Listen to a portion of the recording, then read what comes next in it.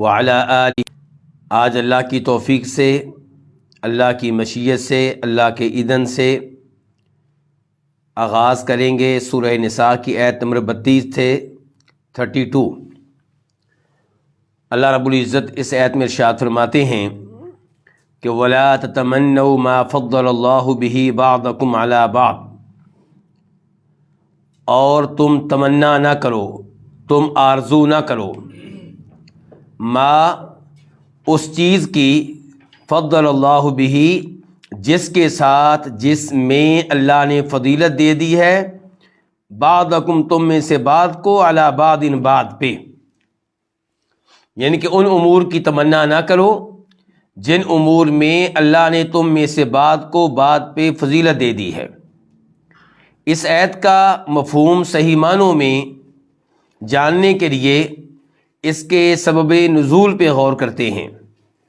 ام سلمہ کہتی ہیں رضی اللہ تعالی عنہا کہ انہوں نے کہا نبی علیہ الصلوۃ والسلام سے کہ مرد جہاد کرتے ہیں، لڑتے ہیں اللہ کی راہ میں، اور ہم نہیں لڑتی، یعنی کہ ہمیں یہ موقع نہیں ملتا۔ دوسرے نمبر پہ ہمارا حصہ وراثت میں مردوں کے مقابلے میں آدھا ہے۔ تو پہلے معاملے کا تعلق تھا دین سے اور دوسرے کا تعلق تھا دنیا سے۔ تو بہرحال اس بارے میں اللہ نے پھر یہ آیت نازل فرمائی وَلَا تَتَمَنَّوْا مَا فَضَّلَ اللَّهُ بِهِ بَعْضَكُمْ عَلَى بَعْضٍ، کہ تم ان امور کی تمنا نہ کرو جن میں اللہ نے تم میں سے بعض کو بعض پہ فضیلت دے دی ہے۔ اس کا مطلب یہ ہے کہ دینی معاملے میں اللہ نے مردوں کو لڑنے کا موقع دیا، جہاد کا موقع دیا، اور عورتوں کو نہیں دیا، تو اس کی تمنا کرنے کی ضرورت نہیں ہے۔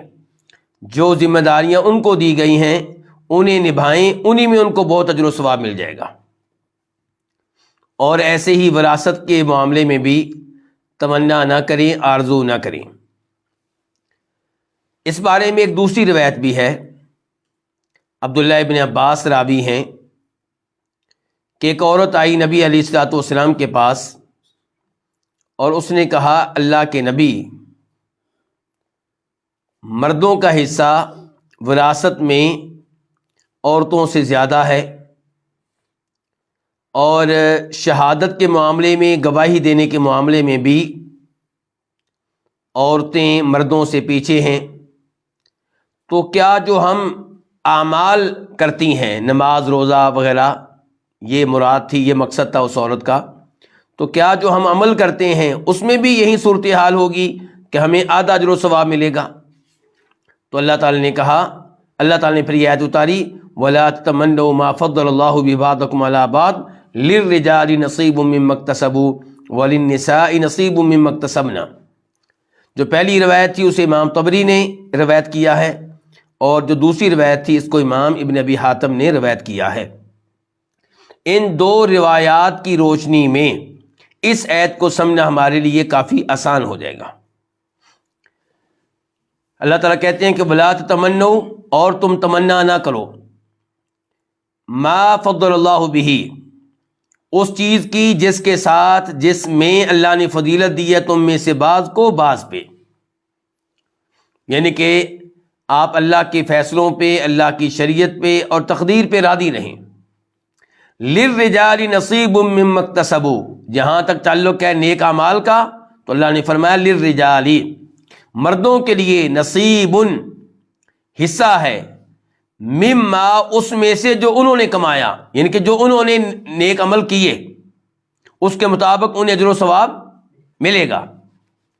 وللنساء، اور عورتوں کے لیے، نصیب حصہ ہے، مما اس میں سے جو اکتسبنا انہوں نے کمایا، عورتوں نے کمایا، جو عورتوں نے عمل کیے، یعنی کہ جہاں تک تعلق ہے نماز روزے کا تو مرد ہو یا عورت جو کوئی عمل کرے گا اس کو ثواب ملے گا۔ ایسا نہیں ہے کہ مرد نماز پڑھے تو ثواب اور ہو، عورت نماز پڑھے تو ثواب اور ہو، دونوں کا ثواب ایک جیسا ہے، البتہ نماز پڑھنے کا انداز، طریقہ، کیفیت، اس لحاظ سے کسی کا بھی ثواب آگے پیچھے ہو سکتا ہے۔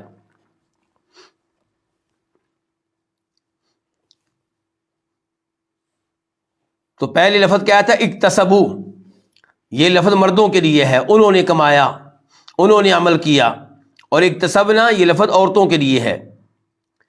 واسألوا اللہ من فضلی، واو کا معنی کیا ہے؟ اور تم سوال کرو اللہ تعالیٰ سے، تم مانگو اللہ تعالیٰ سے، من فضلہ، اس کا کچھ فضل۔ من کا آپ ترجمہ کر لیں گے تبعیضیہ والا، باس، یعنی کہ اللہ کا کچھ فضل مانگو، اللہ سے فضل مانگتے رہو اور اللہ سے سوال کرتے رہو اور اللہ تمہیں دیتا رہے گا۔ ان اللہ کان بکل شیء علیما، بے شک اللہ تعالی ہر چیز کے بارے میں خوب علم رکھنے والا ہے۔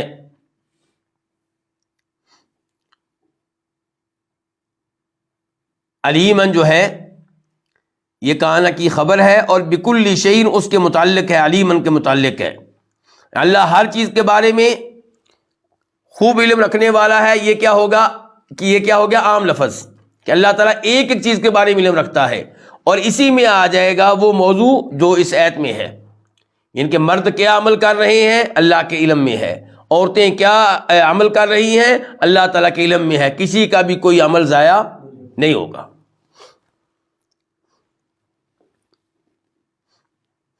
آیت نمبر 33 وَلِكُلٍّ، اور ہر ایک کے لیے، یہ دو الفاظ ہیں لام اور کل، اور ہر ایک کے لیے، جعلنا ہم نے بنا دیے ہیں، موالیہ وارث،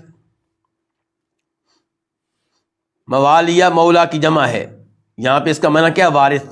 یہ عبداللہ ابن عباس کی تفسیر ہے کہ موالیہ کا معنی ہے وارث، اور ہم نے ہر ایک کے وارث بنا دیے ہیں، یعنی کہ ہر انسان کے، ہر عورت کے، ہر مرد کے، ہر ایک کے ہم نے وارث مقرر کر دیے ہیں۔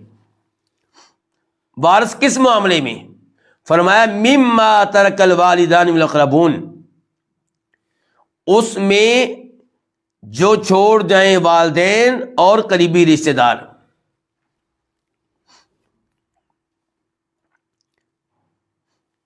مما یہ کس کے متعلق ہوگا؟ تو یہاں مما سے پہلے کوئی نہ کوئی لفظ مقدر نکالنا ہوگا، مقدر ماننا ہوگا، پوشیدہ ماننا ہوگا۔ مثال کے طور پہ وَلِكُلٍّ جَعَلْنَا مَوَالِيَ يَرِثُونَ، ہم نے ہر ایک کے لیے وارث مقرر کر دیے ہیں، وہ وارث بنیں گے اس مال کے جو چھوڑ جائیں والدین اور قریبی رشتہ دار۔ والذین، اور وہ لوگ کہ عقدت ایمانکم،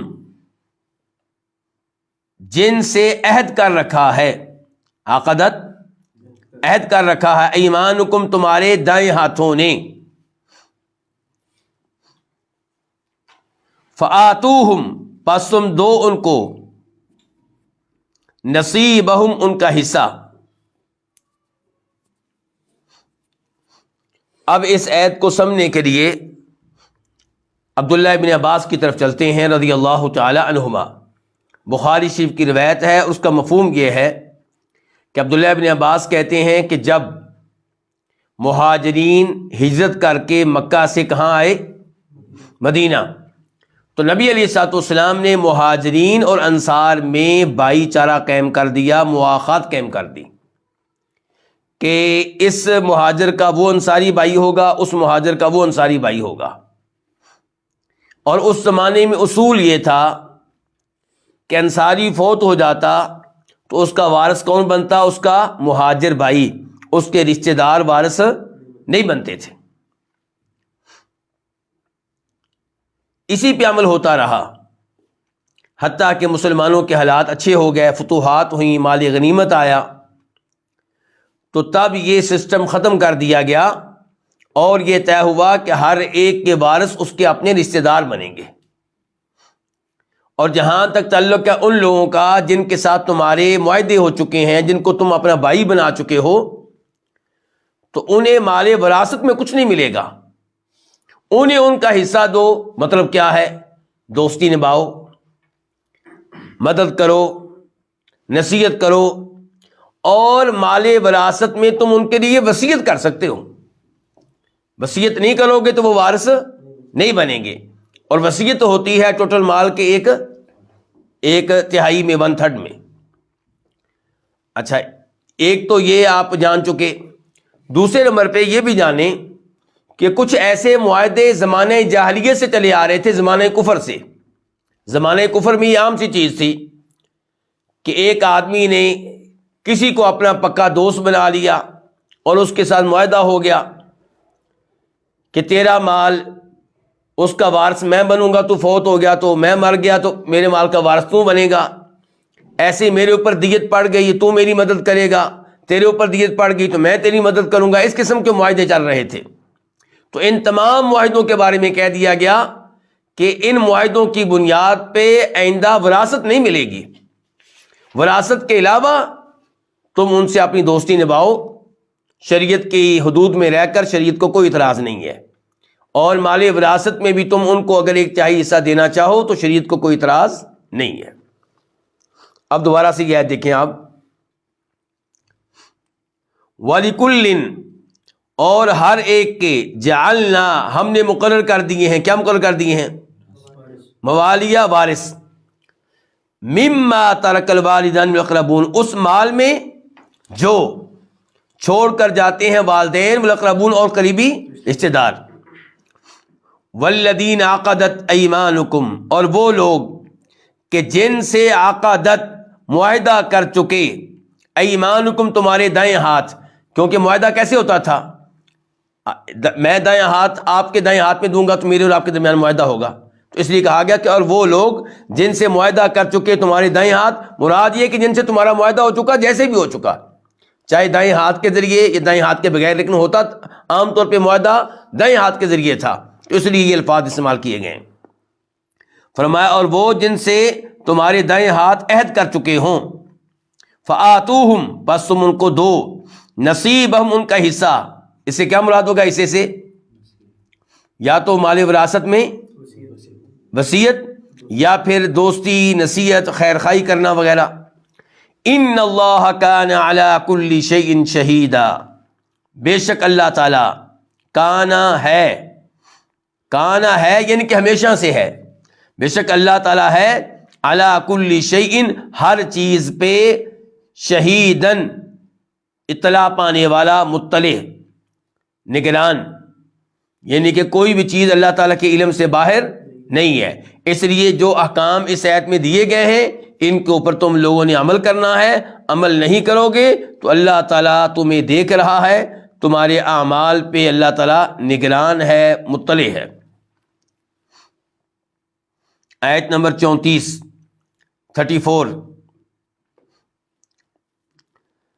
الرجال قوامون علی النساء بما فضل اللہ بعضهم علی بعض وبما انفقوا من اموالہم۔ اس آیت میں اللہ تعالیٰ نے یہ واضح کیا ہے کہ مرد عورتوں کے نگران ہیں، مرد عورتوں کے ذمہ دار ہیں۔ گھر میں حکومت کس کی چلے گی؟ شوہر کی چلے گی۔ کیوں؟ اس لیے کہ مال خرچ کرنے والا کون ہے؟ مرد۔ شادی ہوگی، حق مہر کس نے دینا ہے؟ مرد نے دینا ہے۔ شادی کے بعد رہائش کی ذمہ داری کس کی ہے؟ مرد کی ہے۔ گھر میں جو کھانا تیار ہوگا اس کا خرچہ کس کے ذمہ ہے؟ مرد کے ذمہ ہے۔ آٹا اس نے لانے ہے، چاول اس نے لانے ہے، گھی اس نے لانا ہے، پھر لباس کی ذمہ داری بھی اس کے اوپر ہے۔ تو یہ مالی ذمہ داریاں اس کے اوپر ہیں، تو اس لیے آرڈر بھی اسی کا چلے گا، گھر میں حکم بھی اسی کا چلے گا۔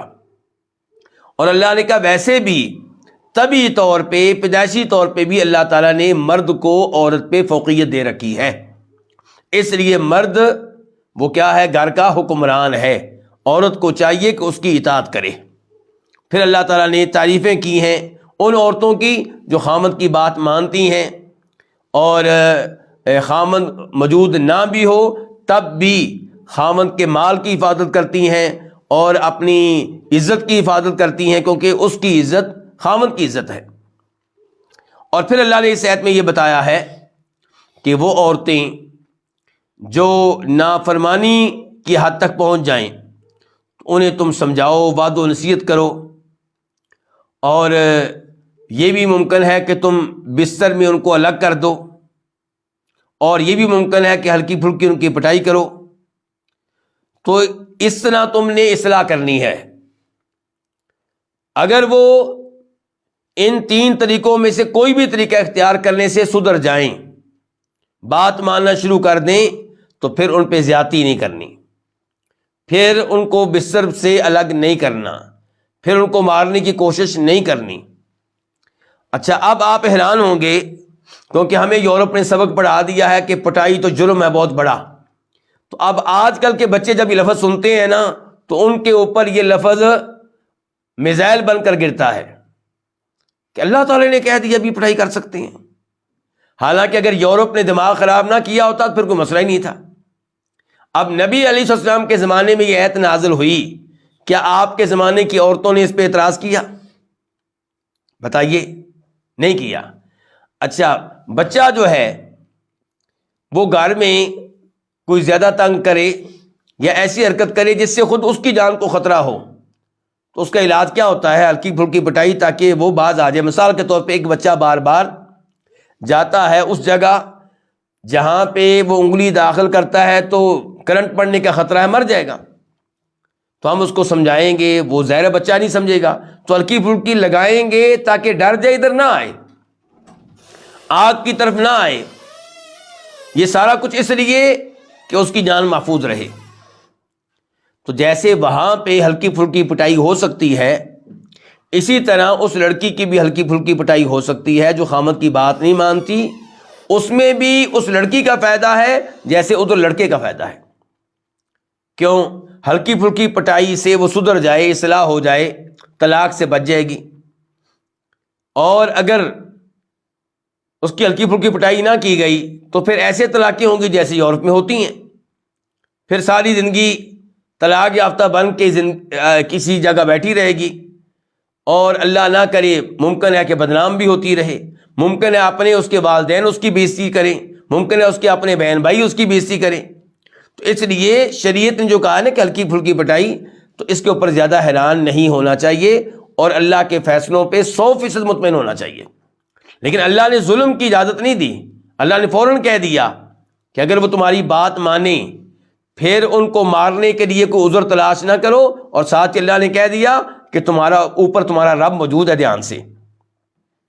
اچھا، ہلکی پھلکی پٹائی مسلم شریف میں باقاعدہ آیا ہے کہ ہلکی پھلکی پٹائی، ان کی ایسی پٹائی نہیں جس سے ہڈی ٹوٹے، ایسی پٹائی نہیں جس سے خون نکلے، ایسی پٹائی نہیں جس کی وجہ سے جسم پہ نشانات پڑ جائیں۔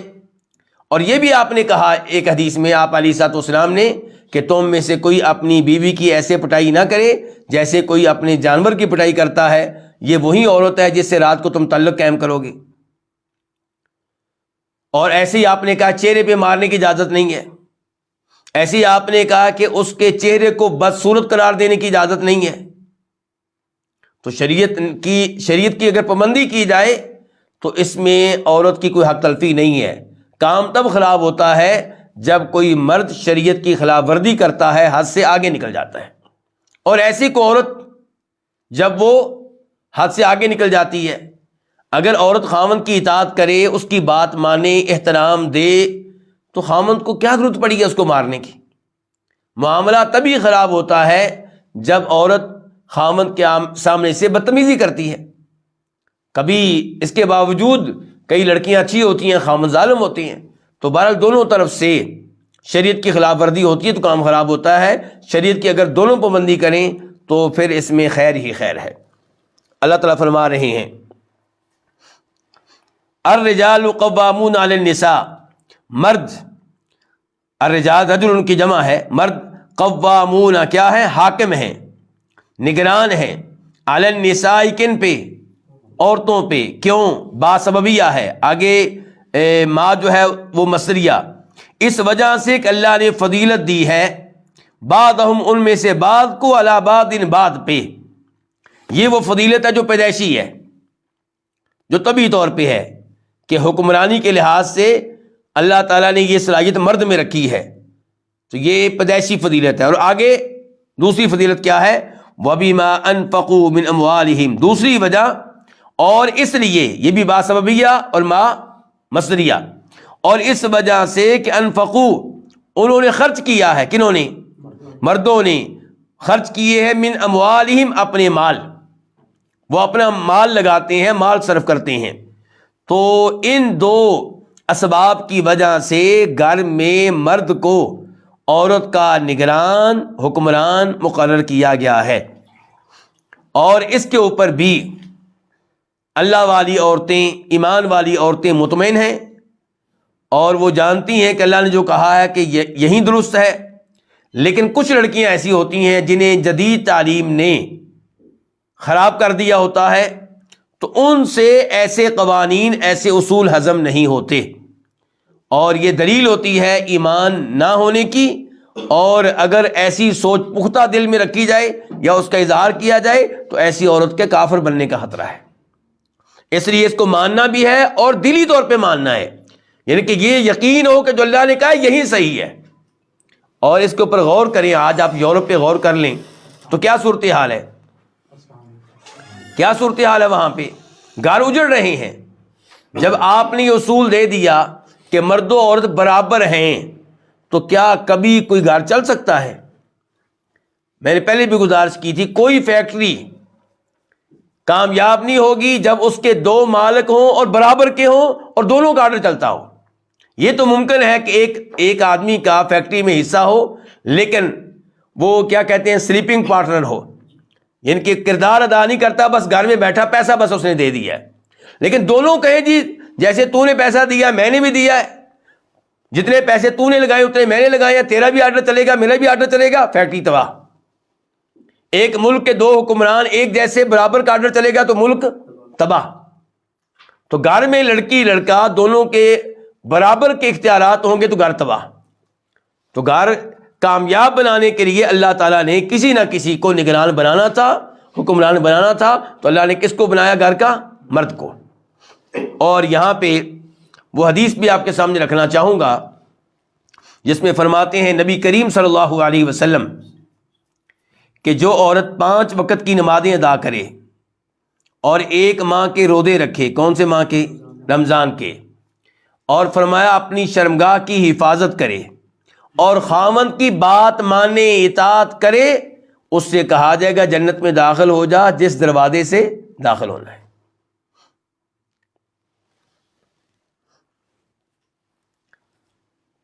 تو مرد جو ہیں وہ عورتوں پہ نگران ہیں، حکمران ہیں، اس وجہ سے کہ اللہ نے ان میں سے بعض کو بعض پہ فضیلت دی ہے، اور اس وجہ سے کہ انہوں نے اپنے اموال، اپنے مال خرچ کیے ہیں، اور بتا چکا ہوں کیسے خرچ کیے ہیں، حق مہر کی شکل میں، رہائش کی شکل میں، لباس کی شکل میں، اور گھر کے دیگر خرچے بھی۔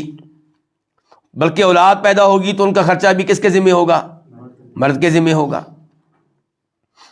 فالصالحات، تو نیک عورتیں، کون سی عورتیں؟ نیک عورتیں، صالح عورتیں، قانتات، فرما برداری کرنے والی ہیں، کس کی؟ اپنے شوہروں کی۔ تو نیک عورتیں قانتات، فرما برداری کرنے والی ہیں، حافظات، حفاظت کرنے والی ہیں، للغیب، عدم موجودگی میں، کس کی عدم موجودگی میں؟ شوہر کی، شوہر کی عدم موجودگی میں، اس کی غیر حاضری میں، للغیب کا ترجمہ آپ کر لیں غیر حاضری میں یا عدم موجودگی میں۔ تو حافظات حفاظت کرنے والی ہوتی ہیں، للغیبی اس کی غیر حاضری میں، حفاظت کرنے والی ہوتی ہیں کس چیز کی؟ یعنی کہ خامند کے مال کی، گھر کی، خامند کی اولاد کی، اور پھر اپنی عزت کی۔ بلکہ اس بارے میں حدیث آتی ہے، صحیح حدیث، جس میں آپ نے وضاحت کی کہ بہترین عورت کون سی ہے۔ کس بات کی وضاحت کی ہے؟ بہترین عورت کون سی ہے؟ فرمایا بہترین عورت وہ ہے جس کی طرف اس کا شوہر دیکھے تو وہ دیکھ کر خوش ہو جائے۔ کیا مطلب؟ اس کی حالت دیکھ کر صاف ستھری ہے اور کسی ایسے کام میں لگی ہوئی ہے کہ جس کو دیکھ کے شوہر خوش ہو رہا ہے، یا خامند گاڑی میں آیا تو اس کا اچھے انداز سے استقبال کر رہی ہے، مسکرا کر استقبال کر رہی ہے۔ تو فرمایا بہترین عورت وہ ہے کہ خامند اس کو دیکھے تو دیکھ کر کیا ہو جائے؟ خوش ہو جائے، اور خامند اس کو حکم دے تو خامند کی بات مانے، اطاعت کرے، اور خامند غیر موجود ہو تو اس کی حفاظت کرے وہاں پہ آپ نے وضاحت کی حفاظت کرے کس چیز میں؟ فرمایا اس کے مال کی حفاظت کرے اور اپنی حفاظت کرے، کیونکہ وہ اپنے خامند کی عزت ہے۔ یہ نسائی شریف کی حدیث ہے۔ اب دیکھیں فالصالحات، تو نیک عورتیں قانتات، فرما برداری کرنے والی ہیں، حافظات، حفاظت کرنے والی ہیں، للغیب، عدم موجودگی میں، غیر حاضری میں، بما حفظ اللہ، یہ با کو سببیہ بنا لیں، اس لیے کہ اللہ تعالیٰ نے حفاظت کی ہے۔ با سببیہ اور ما پھر کیا بن جائے گا؟ مصدریہ، یعنی کہ اللہ کے حفاظت کرنے کی وجہ سے۔ کیا مطلب؟ اس جملے کا کیا مطلب ہے؟ اللہ کی حفاظت کرنے کی وجہ سے، اس کا مطلب یہ ہے کہ چونکہ اللہ تعالیٰ نے حفاظت کی ہے عورتوں کے حقوق کی، عورتوں کو حقوق دیے ہیں، خامد کو کہا ہے اس کو رہائش دینا تیری ذمہ داری ہے، اس کو لباس فراہم کرنا تیری ذمہ داری ہے، آٹا لانا تیری ذمہ داری، چاول گھر میں لے کر آنا تیری ذمہ داری، دودھ لے کر آنا تیری ذمہ داری، یہ ساری ذمہ داریاں مرد پہ ڈالی ہیں۔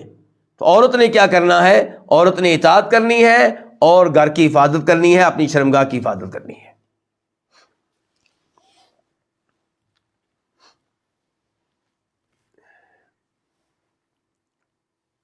بما حفظ اللہ کا ایک دوسرا مطلب بھی ہو سکتا ہے، وہ کیا؟ یعنی کہ اس لیے کہ اللہ تعالیٰ نے حفاظت کی ہے۔ کیا مطلب؟ ان حقوق کی حفاظت کی ہے، خامند کے حقوق کی۔ عورتیں خامند کے حقوق کی حفاظت کرنے والی ہوتی ہیں، کیوں؟ کیونکہ اللہ نے حکم دیا ہے، اللہ نے حفاظت کی، ان کے اللہ نے حکم دیا ہے۔ واللاتی تخافون، اور وہ عورتیں کہ تم ڈرتے ہو، نشوزہن، ان کی سرکشی سے، ان کی نافرمانی سے، وہ عورتیں جن کی نافرمانی اور سرکشی سے تم کیا کرتے ہو؟ ڈرتے ہو۔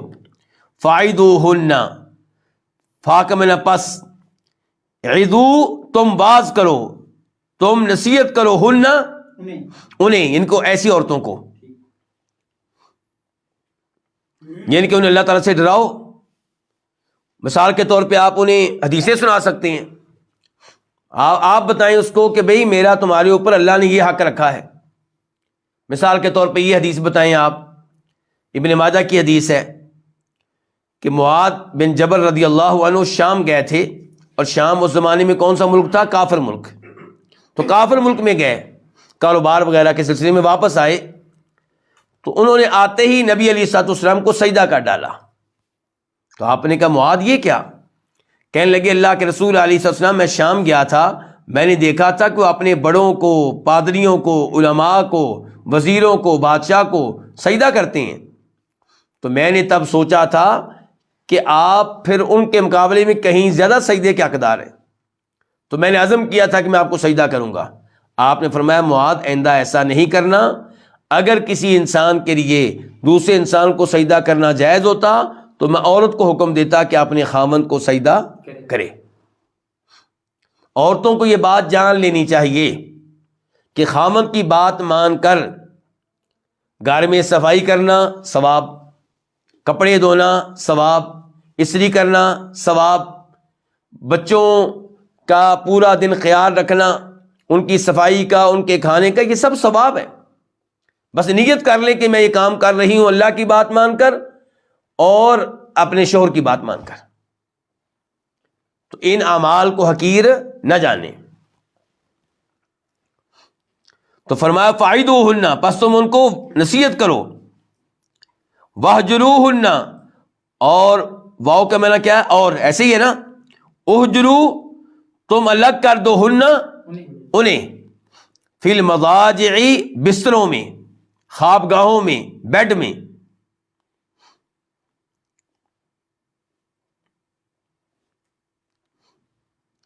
اچھا، اور یہاں پہ حدیث ہے، فرماتے ہیں نبی علیہ السلام کہ ولا تہجر الا فی البیت، بیوی سے جب کبھی ناراض ہونا ہے تو اس کو گھر سے نہیں نکالنا، آپ نے کہا ہے گھر سے نکالنے کی اجازت نہیں ہے۔ ولا تہجر الا فی البیت، گھر میں رہ کر، گھر میں رکھ کر اس سے آپ ناراض ہو سکتے ہیں۔ اگر وہ آپ کی نافرمانی کر رہی ہے تو آپ اس سے ناراض ہو سکتے ہیں، لیکن یہ کہ گھر سے نکال دیں، یہ کام نہیں کرنا۔ وَاضْرِبُوهُنَّ، اور تم ان کو مارو، ان کی پٹائی کرو۔ اس موضوع پہ سعود گفتگو ہو چکی ہے بڑی تفصیل کے ساتھ، تاکہ کسی کے ذہن میں کوئی اشکال نہ آئے۔ اب آپ دونوں لیٹ آئے ہیں معذرت کے ساتھ۔ وَاضْرِبُوهُنَّ، اور ان کو تم مار سکتے ہو۔ تو یہاں پہ ایک وہ حدیث ہے جس کی طرف پہلے اشارہ کر چکا ہوں کہ وَلَا تَضْرِبِ الْوَجْهَ، چہرے پہ نہیں مارنا۔ اور دیکھیں آپ نے کیا کہا، وَلَا تُقَبِّحْ، اس کو بدصورت قرار نہیں دینا، اس کے چہرے کو بدصورت قرار نہیں دینا، اس کو مارنا جو ہے چہرے پہ نہیں مارنا۔ اور دوسری حدیث میں آ چکا ہے کہ ہلکا پھلکا مارنا ہے، شدید مارنے کی اجازت نہیں ہے۔ فَإِنْ أَطَعْنَكُمْ، پس اگر اطعنا، وہ اطاعت کریں، بات مانے، کم، تمہاری، فلا تبغوا، پس تم نہ ڈھونڈو، نہ تلاش کرو، علیہن، ان کے خلاف، سبیلاً، کوئی راستہ۔ کیا مطلب؟ زیادتی کرنے کا، مارنے کا۔ وہ آپ کی بات مانتی ہیں، بلا وجہ ان کو مارنا، آپ کی بات مانتی ہیں، بلا وجہ ان کو بستر سے الگ کر دینا۔ فرمایا پھر یہ کام نہیں کرنا تم نے۔ اب آپ کہیں گے کہ اب مارنے کی اجازت تو دے دی گئی ہے، مرد نے ہاتھ اٹھا لیا تو کہاں وہ رکنے والا ہے؟ تو نہیں رکے گا تو روز قیامت جواب دے گا۔ ظلم کرے گا، ہو سکتا ہے ظلم کا نتیجہ دنیا میں مل جائے یا آخرت میں مل جائے۔ اللہ نے کہہ دیا ہے ان اللہ کان علیا کبیرا، بے شک اللہ تعالی بہت بلند ہے۔ اگر تمہیں تمہاری بیوی کے اوپر اللہ نے کر دیا ہے، گھر کا حکمران بنا دیا ہے، تو تم اس کی ناجائز پٹائی کرتے ہو، یا غلطی ہو بھی جائے تو غلطی سے بڑھ کر اس کو مارتے ہو، تو ان اللہ کان علیا، کہ بے شک اللہ تعالیٰ بہت بلند ہے، کبیرہ، بہت بڑا ہے۔ یہ اللہ کی طرف سے وارننگ ہے کن کے لیے؟ مردوں کے لیے۔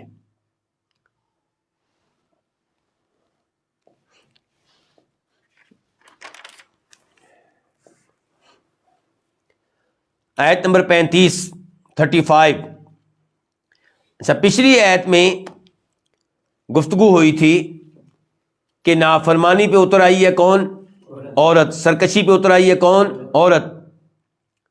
اب اس آیت میں، آیت نمبر 35 میں، 35 میں اللہ تعالیٰ بیان کر رہے ہیں کہ اگر معاملہ اب دونوں کی طرف سے خراب ہو جائے، آپ دونوں ایک دوسرے سے نفرت کرنے لگ گئے ہیں، دونوں ایک دوسرے کے مخالف بن چکے ہیں، تو اب کیا ہوگا؟ تو اللہ تعالیٰ نے کہا ہے اب ایک آدمی لیا جائے لڑکے کے خاندان سے اور ایک آدمی لیا جائے لڑکی کے خاندان سے۔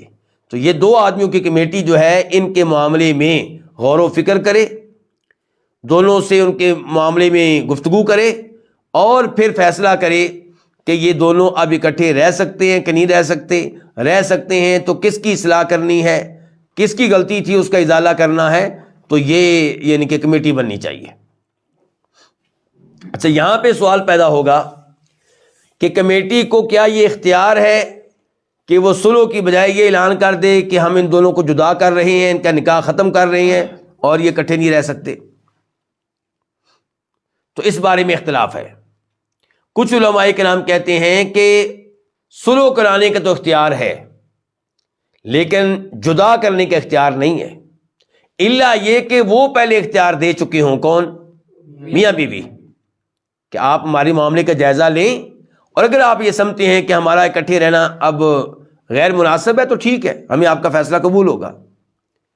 کچھ علماء کرام کہتے ہیں کہ جدائی کا فیصلہ وہ تب سنا سکتے ہیں، الگ کرنے کا فیصلہ تب سنا سکتے ہیں اگر حکومت ان کو یہ اختیار دے جس حکومت کے کہنے پہ کمیٹی بنی ہے۔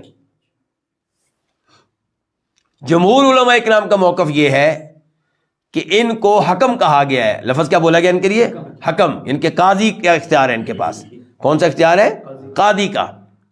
اور قاضی جو ہوتا ہے وہ مکمل طور پہ با اختیار ہوتا ہے، تو اس لیے وہ فیصلہ کریں گے کہ ان میں صلح کرانی ہے تو کیسے کرانی ہے، اور اگر صلح ناممکن ہے تو پھر وہ فیصلہ سنا دیں گے کہ ان کو جدا کر دیا جائے۔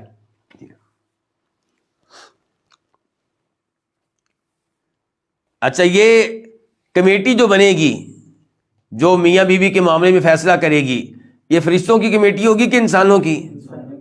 انسانوں کی۔ میں کہنا کیا چاہتا ہوں، میں کہنا یہ چاہتا ہوں کہ جب امیر المومنین جناب علی اور جناب معاویہ کے مابین کمیٹی بنی تھی تو اس زمانے کے جو خوارج تھے، باغی تھے، انہوں نے کہا تھا کہ یہ دونوں کافر ہو گئے، کیونکہ اللہ نے تو کہا فیصلہ اللہ کا چلے گا، انہوں نے انسانوں کو جج مان لیا ہے۔ اللہ نے تو کہا ان الحکم الا للہ۔ تو جناب علی کے لشکر سے وہ خوارج الگ ہو گئے۔ جناب علی ان سے لڑنے ہی والے تھے کہ عبداللہ ابن عباس نے کہا کہ آپ مجھے موقع دیں ان سے گفتگو کرنے کا، تو وہ گئے، لمبی چوڑی گفتگو ہوئی، میں اس پوری گفتگو کی طرف نہیں جاؤں گا، وہ بات کروں گا جس کا تعلق ہماری ایت سے ہے کہ عبداللہ ابن عباس نے کہا کہ قرآن پڑھ کر دیکھ لو، میاں بیوی کا معاملہ دیکھ لو، اللہ نے کہا کہ جب اختلاف ہو جائے فیصلہ کون کریں گے؟ انسان کریں گے۔ فیصلہ اللہ کا، لیکن سنائیں گے کون؟ انسان سنائیں گے۔ تم نے ایسے ہی خام خواہ جناب علی کو کافر قرار دے دیا ہے۔ تو یہ ہوتے ہیں خوارج، یعنی کہ وہ سمجھتے ہیں کہ شاید ہم قرآن و حدیث پہ عمل کر رہے ہیں، حقیقت میں قرآن و حدیث پہ عمل نہیں کر رہے ہوتے، وہ یعنی کہ یوں سمجھیں کہ شیطان نے ان کو بیوقوف بنایا ہوتا ہے۔ وَإِنْ خِفْتُمْ، اور اگر تمہیں ڈر ہو، شِقَاقَ بَيْنِهِمَا، مخالفت کا، ان کی آپس میں مخالفت کا، کن کی؟ میاں بیوی کی۔ اگر تمہیں ڈر ہو شقاق کا، مخالفت، بینہما، ان کی آپس میں، فَبْعَثُوا، تو تم مقرر کرو، فا کا معنی تو، ابعثوا، تم مقرر کرو، حکمن، ایک منصف، ایک ثالث، من اہلہ، اس کے خاندان سے، کس کے؟ اہلہ ضمیر مذکر ہے، میں کہہ رہا ہوں ضمیر مذکر ہے، شوہر کے خاندان سے، وحکمن، اور ایک جو منصف ہوگا اور ایک ثالث جو ہوگا، من اہلہا، اس کے خاندان سے، ان کی لڑکی کے خاندان سے، یہاں ضمیر مؤنث کی آئی ہے۔ ان یریدا، اگر وہ دونوں چاہیں گے، کون دونوں؟ فیصلہ کرنے والے ہیں، وہ جو منصف ہیں، وہ جو ثالث ہیں، اگر وہ چاہیں گے اصلاحاً، کیا کرنا؟ اصلاح کرنا، تو یوفق اللہ بینہما، اللہ تعالیٰ موافقت کر دے گا، اللہ تعالیٰ موافقت کر دے گا، بینہما، ان کے مابین۔ کیا مطلب ہے جی اس جملے کا؟ اس جملے کا پہلا مطلب یہی ہے کہ اگر وہ فیصلہ کرنے والے وہ ان کے درمیان صلح کرانا چاہیں گے، نیک نیتی سے کام کرنا چاہیں گے، تو اللہ تعالیٰ میاں بیوی کے درمیان موافقت پیدا کر دے گا۔ اور دوسرا مطلب یہ ہے کہ اگر وہ فیصلہ کرنے والے اصلاح کرنا چاہیں گے، نیت ان کی صاف ہوگی، خیر خواہی کا ارادہ ہوگا، تو اللہ تعالیٰ ان کو درست فیصلہ سنانے کی توفیق دے دے گا۔ کن کو؟ فیصلہ کرنے والے ہیں، جی ہاں۔ لیکن مشہور قول وہی ہے جو پہلی تفسیر ہے، میں اس کے مطابق اب ترجمہ کرتا ہوں۔ ان یریدا، اگر وہ دونوں، کون دونوں؟ فیصلہ کرنے والے، وہ چاہیں اصلاحاً، صلح کرانا یا خیر خواہی کرنا، تو یوفق اللہ، اللہ تعالیٰ موافقت پیدا کر دے گا، بینہما، ان میاں بیوی کے درمیان۔ ان اللہ کان علیما خبیرا، بے شک اللہ تعالیٰ مکمل علم رکھنے والا ہے، انتہائی باخبر ہے، یعنی کہ اللہ تعالیٰ جانتا ہے فیصلہ سنانے والوں کی نیتوں کو۔ گویا کہ یہ تنبیہ ہے ان کے لیے کہ جان بوجھ کے اس گھر کو اجاڑنے کی کوشش نہ کریں، اپنی طرف سے پورا زور لگائیں کہ صلح ہو جائے، یہ گھر اجڑنے سے بچ جائے، دونوں کا نقصان نہ ہو۔ ہاں اگر وہ سمجھتے ہیں کہ نہیں، اگر ہم نے ان کو جوڑ بھی دیا، ایک کر بھی دیا، کل کو معاملہ قتل تک پہنچ سکتا ہے، تو پھر ٹھیک ہے، وہ جدائی کا اعلان کر دیں۔ آیت نمبر 36 وَاعْبُدُوا اللَّهَ، اور تم اللہ تعالیٰ کی عبادت کرو، وَلَا تُشْرِكُوا بِهِ شَيْئًا، اور تم اس کے ساتھ کسی بھی چیز کو شریک نہ کرو۔ کس کے ساتھ؟ اللہ تعالیٰ کے ساتھ۔ کس چیز میں؟ عبادت میں، کیونکہ اللہ کی عبادت کرو اور اس کے ساتھ کسی چیز کو شریک نہ کرو، مراد کیا ہوا پھر؟ عبادت میں۔ تو یہ یعنی کہ تفسیر ہو گئی کس کی؟ لا الہ الا اللہ کی۔ کہ عبادت کرنی ہے لیکن کس کی؟ ایک اللہ کی. وَبِالْوَالِدَيْنِ إِحْسَانًا، اور والدین کے ساتھ حسن سلوک کرو، والدین کے ساتھ اچھا سلوک کرو. اچھا سلوک کرو یہ کس کا ترجمہ ہے؟ کیونکہ جو عربی جانتے ہیں ان کو پتا ہے کہ بالوالدین سے پہلے لفظ مقدر ہوگا جو احسان کے مطابق ہوگا، یعنی کہ یوں ہے وَأَحْسِنُوا بِالْوَالِدَيْنِ إِحْسَانًا. کیسے ہے؟ وَأَحْسِنُوا بِالْوَالِدَيْنِ إِحْسَانًا، یعنی کہ والدین کے ساتھ اچھا سلوک کرو. اللہ رب العزت نے بہت سے مقامات پہ اپنی عبادت کے بعد جو دوسرا حق بیان کیا وہ کس کا؟ والدین کا. تو والدین کا حق دیگر لوگوں سے کہیں زیادہ ہے، آپ کے دوستوں سے بڑھ کر ہے، دیگر رشتہ داروں سے بڑھ کر ہے. وَبِذِي الْقُرْبَى، اور قرابت والے کے ساتھ. کیا مطلب؟ اچھا سلوک کرو، یعنی کہ پیچھے کہہ دیا گیا نا اچھا سلوک کرو، تو پہلے کہا گیا والدین کے ساتھ، پھر دوسرے نمبر پہ رشتہ دار کے ساتھ، یعنی کہ القربہ قرابت ذی والا، قرابت والے کے ساتھ جس کو کہتے ہیں رشتہ دار. تو رشتہ دار کے ساتھ بھی اچھا سلوک کرو. آپ کو پتہ ہے رشتہ داروں کے ساتھ اچھا سلوک کرنے کی قرآن و حدیث میں ترغیب بہت زیادہ آئی ہے. مثال کے طور پہ ایک حدیث لے لیں کہ فرماتے ہیں نبی علیہ الصلوۃ والسلام مسکین کو آپ صدقہ دیں گے تو وہ صدقہ ہے، اور رشتہ دار کو صدقہ دیں گے، وہ غریب ہے رشتہ دار، اس کو صدقہ دیں گے تو صدقہ بھی ہے اور صلہ رحمی بھی ہے، دو ثواب ہو گئے. اور پھر وہ احادیث بھی آپ کے علم میں ہوں گی کہ جن میں بتایا گیا کہ رشتہ داروں کے ساتھ صلہ رحمی کرنا، اس سے عمر میں بھی برکت ہوتی ہے اور رزق میں بھی. جی. والیتامى، اور یتیموں کے ساتھ. کیا مطلب؟ اچھا سلوک کرو، یہ مکمل کریں نا اب، وہ سارا سب کے ساتھ ہے وہ. اور الیتامى جمع کس کی؟ یتیم کی. اور گفتگو ہو چکی یتیم کون ہے؟ جو ابھی بالغ نہیں ہوا اور اس کے والد صاحب فوت ہو گئے. جس دن بالغ ہو جائے گا یتیم نہیں رہے گا. اور آپ علیہ السلام کا فرمان ہے کہ میں اور یتیم کی کفالت کرنے والا جنت میں ایسے ہوں گے. آپ نے دو انگلیوں کو ملا کر کہا تھا. چلیں. والمساکین، اور مسکینوں کے ساتھ کیا؟ اچھا سلوک کرو. اور مساکین جمع ہے کس کی؟ مسکین کی.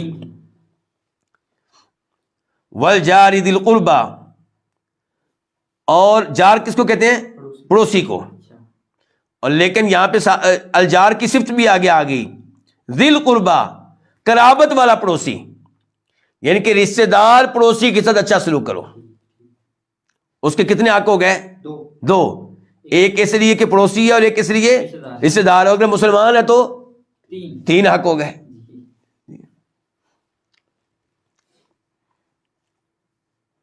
والجار الجنب، اور جنب اجنبی، یعنی کہ جو رشتہ دار نہیں ہے، یعنی کہ اجنبی پڑوسی کے ساتھ. یہ الجنوب صفت ہے الجار کی. اجنبی پڑوسی کے ساتھ بھی اچھا سلوک کرو. تو یہ پڑوسیوں کا تذکرہ دو بار آ گیا، ایک وہ پڑوسی جو رشتہ دار ہے اور ایک وہ پڑوسی جو رشتہ دار نہیں اجنبی ہے. دونوں کے ساتھ اچھا سلوک کرنا ہے. پہلے کا حق زیادہ ہے، دوسرے کا ذرا کم ہے، لیکن حق ہے. اتنا حق ہے کہ فرماتے ہیں نبی علیہ الصلوۃ والسلام کہ مجھے جبریل مسلسل پڑوسی کے ساتھ اچھا سلوک کرنے کی وصیت کرتے رہے، حتیٰ کہ میں خیال کرنے لگا کہ لگتا ہے کہ حکم نازل ہونے والا ہے کہ جب کوئی آدمی فوت ہوگا تو اس کے وارثوں میں پڑوسی بھی وارث ہوا کرے گا. بنایا نہیں گیا، لیکن اس قدر وصیت کی گئی پڑوسی کا خیال رکھیں، پڑوسی کا خیال رکھیں، پڑوسی کا خیال رکھیں. والصاحب بالجنب، والصاحب کس کو کہتے ہیں؟ ساتھی. بالجنب، جنب کس کو کہتے ہیں؟ پہلو کو، آپ کی سائڈ کا ساتھی، یعنی کہ جو آپ کے ساتھ کہیں رہتا ہے. اس میں داخل ہوگی مثال کے طور پہ بیگم، وہ پہلو کے ساتھی ہے، یعنی کہ آپ کے ساتھ زندگی گزارتی ہے. اس میں داخل ہوگا مثال کے طور پہ جو آپ کے ساتھ کہیں سفر کر رہا ہے. اس میں داخل ہوگا وہ طالب علم جو کلاس میں آپ کے ساتھ بیٹھتا ہے. اس میں داخل ہوگا وہ جو جاب میں آپ کے ساتھ بیٹھتا ہے. یہ سب کیا ہے؟ الصاحبی بالجنب، یعنی کہ پہلو کے ساتھی، ہم نشین. وابن السبیل اور راستے کا بیٹا، یعنی کہ مسافر جو راستے پہ چل رہا ہے، راستے کا بیٹا ہو، راستے پہ جو سفر میں کی حالت میں ہے، یعنی کہ اس کے ساتھ بھی اچھا سلوک کرنا ہے، مسافروں کے ساتھ اچھا سلوک کرنا ہے۔ آج کل صورتحال یہ ہے کہ ہمارے شہر میں دوسرے شہر کا آدمی ہو تو ہم اس کے ساتھ اچھا سلوک نہیں کرتے، اور ہمارے ملک میں دوسرے ملک کا کوئی آدمی ہو ہم اچھا سلوک نہیں کرتے، تو جبکہ ان مسافروں کے کیا رکھے ہیں اللہ تعالیٰ نے؟ حقوق رکھے ہیں۔ چلیں یہ کتنے لوگ ہو گئے دیکھ لیں۔ نمبر 1 خود اللہ تعالیٰ کا حق، نمبر 2 والدین، نمبر 3 رشتہ دار، نمبر 4 یتیم، نمبر 5 مسکین، نمبر 6 رشتہ دار پڑوسی اور اجنبی پڑوسی، اور جو آپ کا ساتھی ہو کسی جگہ، اور مسافر کتنے ہو گئے؟ 9۔ اللہ آپ کو جزائے خیر دے۔ وما ملکت ایمانکم، اور ان کے ساتھ بھی کیا اچھا سلوک کرو، اور ان کے ساتھ بھی جن کے مالک ہیں تمہارے دائیں ہاتھ، بریکٹ میں آپ لکھیں گے، اور ان غلام لونڈیوں کے ساتھ بھی جن کے مالک ہیں تمہارے دائیں ہاتھ۔ نبی علیہ الصلوۃ والسلام جب دنیا سے تشریف لے جا رہے تھے، ابو داؤد شریف کی حدیث ہے، آپ کی زبان پہ کیا الفاظ تھے؟ الصلاۃ وما ملکت ایمانکم، لوگو نماز کا خیال رکھنا، اور کس کا خیال رکھنا؟ غلام لونڈیوں کا خیال رکھنا۔ تو یہ 10 حقوق ہیں، اس لیے اس آیت کو کہا جاتا ہے کہ وہ آیت جس میں 10 لوگوں کے حقوق بیان ہوئے ہیں۔ ان اللہ لا يحب من کان مختالا فخورا۔ اور آپ یہ بتائیں، آج یورپی اقوام، کافر لوگ باتیں کرتے ہیں جی اس کے حقوق ہیں، اس کے حقوق ہیں، حقوق کے بڑے نعرے بلند کرتے ہیں۔ اسلام نے 400 سال پہلے یہ حقوق بیان کر دیے۔ ان اللہ لا يحب، بے شک اللہ تعالیٰ محبت نہیں کرتا، کس سے؟ من کان، جو ہو، مختالن، تکبر کرنے والا، اترانے والا، اکڑنے والا، فخورا، بہت فخر کرنے والا۔ فخورا فعول کے وزن پہ بہت فخر کرنے والا۔ کیا فرق ہے دونوں میں؟ فخورا یہ فخر کرتا ہے ان نعمتوں پہ جو اس کے پاس ہیں، ان کارناموں پہ جو اس نے یا اس کے والدین نے سر انجام دیے ہیں، تو اللہ تعالیٰ کو محبت نہیں ہے اس سے جو تکبر کرنے والا ہو اور جو بہت فخر کرنے والا ہو۔ یہاں پہ ایک حدیث بیان کرنا بھی ضروری ہے۔ مختال کی تفسیر میں، مختال کا ترجمہ ہم نے کیا کیا؟ تکبر کرنے والا۔ تکبر کرنے والا کون ہوتا ہے؟ آپ میں سے کوئی متکبر تو نہیں بیٹھا ہوا، یا میں کہیں متکبر تو نہیں ہوں؟ ہم سب کا دعویٰ ہوگا نہیں جی ہم تو نہیں ہیں، میرا بھی اور آپ کا بھی۔ آئیے اللہ کے نبی سے پوچھتے ہیں کہ متکبر کس کو کہتے ہیں؟ تو آپ علیہ الصلوۃ والسلام کا فرمان ہے کہ متکبر وہ ہے جو حق بات کو رد کر دے اور لوگوں کو حقیر جانے، جو حق بات کو ماننے سے انکار کر دے اور لوگوں کو کیا جانے؟ حقیر جانے۔ تو اس کا مطلب ہے تکبر، یہ متکبر ہے جو حق بات کو نہیں مانتا، یہ متکبر ہے، اور جو لوگوں کو حقیر جانے وہ بھی کیا ہے؟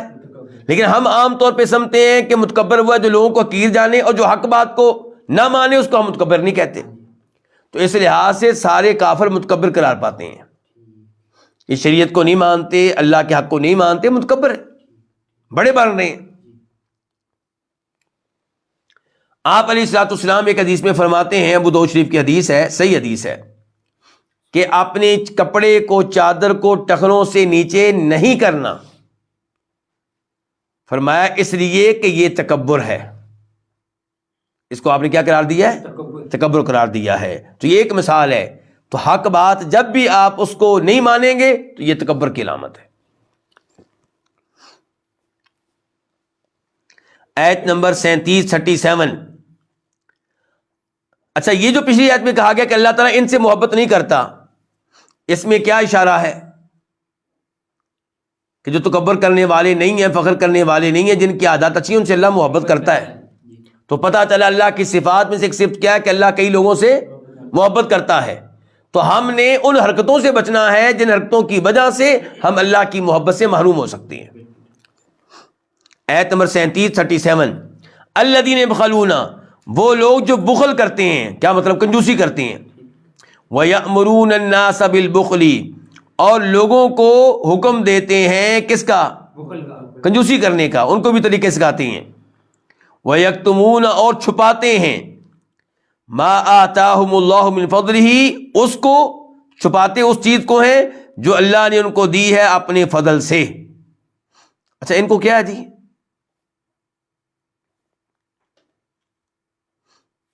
ان کو کیا ہے جی؟ بتائیں نا. وہ لوگ جو کنجوسی کرتے ہیں، لوگوں کو کنجوسی کا حکم دیتے ہیں، اور جو اللہ نے دیا اس کو چھپاتے ہیں، ان کو کیا ہے؟ اب وہ بات کرے نا آگے. تو بظاہر کیا لگتا ہے کہ جیسے جملہ ادھورا ہے، ناقص ہے، مکمل نہیں ہے بظاہر. حقیقت میں ایسا نہیں ہے. ایک تو یہ ہے کہ آپ کہیں کہ الذین جو ہے نا، الذین یہ بدل ہے پیچھے من سے. کس سے؟ اللہ تعالیٰ محبت نہیں کرتا ان سے جو تکبر کرنے والے ہوں، بہت فخر کرنے والے ہوں، یعنی کہ ان سے جو کنجوسی کرتے ہیں اور لوگوں کو کنجوسی کا حکم دیتے ہیں اور اس کو چھپاتے ہیں جو اللہ نے ان کو دیا ہے. یعنی کہ یہ تکبر ہے. یہ سارا کیا ہے؟ یہ تکبر ہے. ان سے بھی اللہ محبت نہیں کرتا. تو یہ پچھلی گفتگو کی کیا ہے، اس کا باقی ماندہ حساب کہہ لیں. تو اللہ دین کو کیا کام نہیں، یہ من کا کیا ہے؟ بدل ہے. اور دوسرے علماء کرام یہ کہتے ہیں کہ آپ یہ بھی کہہ سکتے ہیں کہ الذین سے پہلے ہے اعنی، اور عربی میں ایسا چلتا ہے. یعنی کہ اللہ تعالیٰ کہہ رہے ہیں میرے کہنے کا مطلب یہ ہے.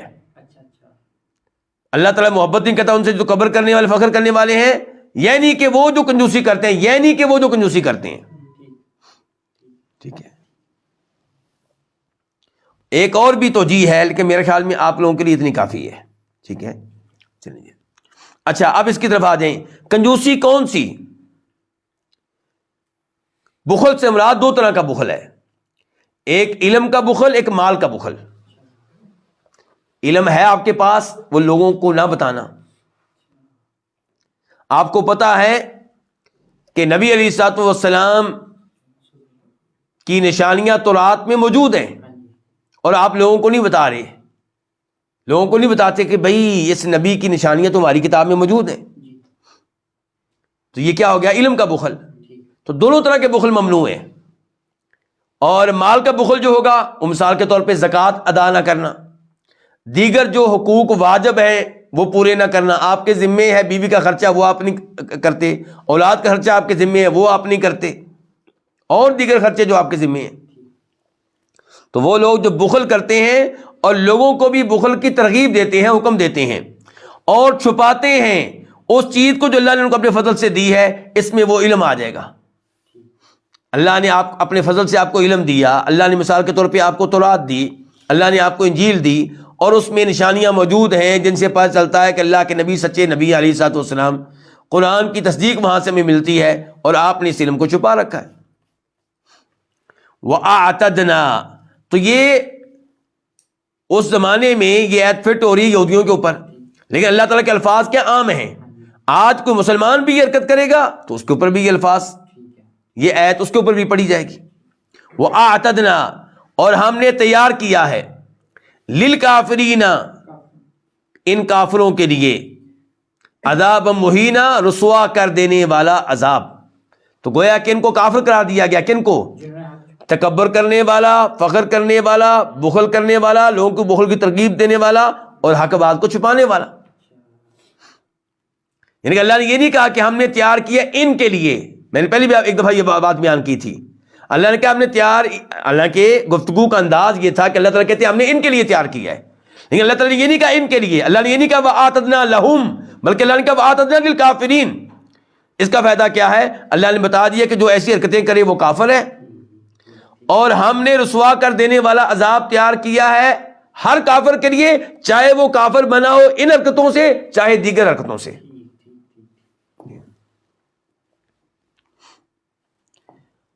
اللہ رب العزت کے ایک ایک لفظ کے پیچھے حکمتیں ہیں. جی ہاں. ایت نمبر 38 والذین ینفقون، اور وہ جو خرچ کرتے ہیں. اب اس کا عطف ہو گیا پچھلے الذین سے، یعنی کہ یہ گفتگو اب ادھر ہی جا رہی ہے.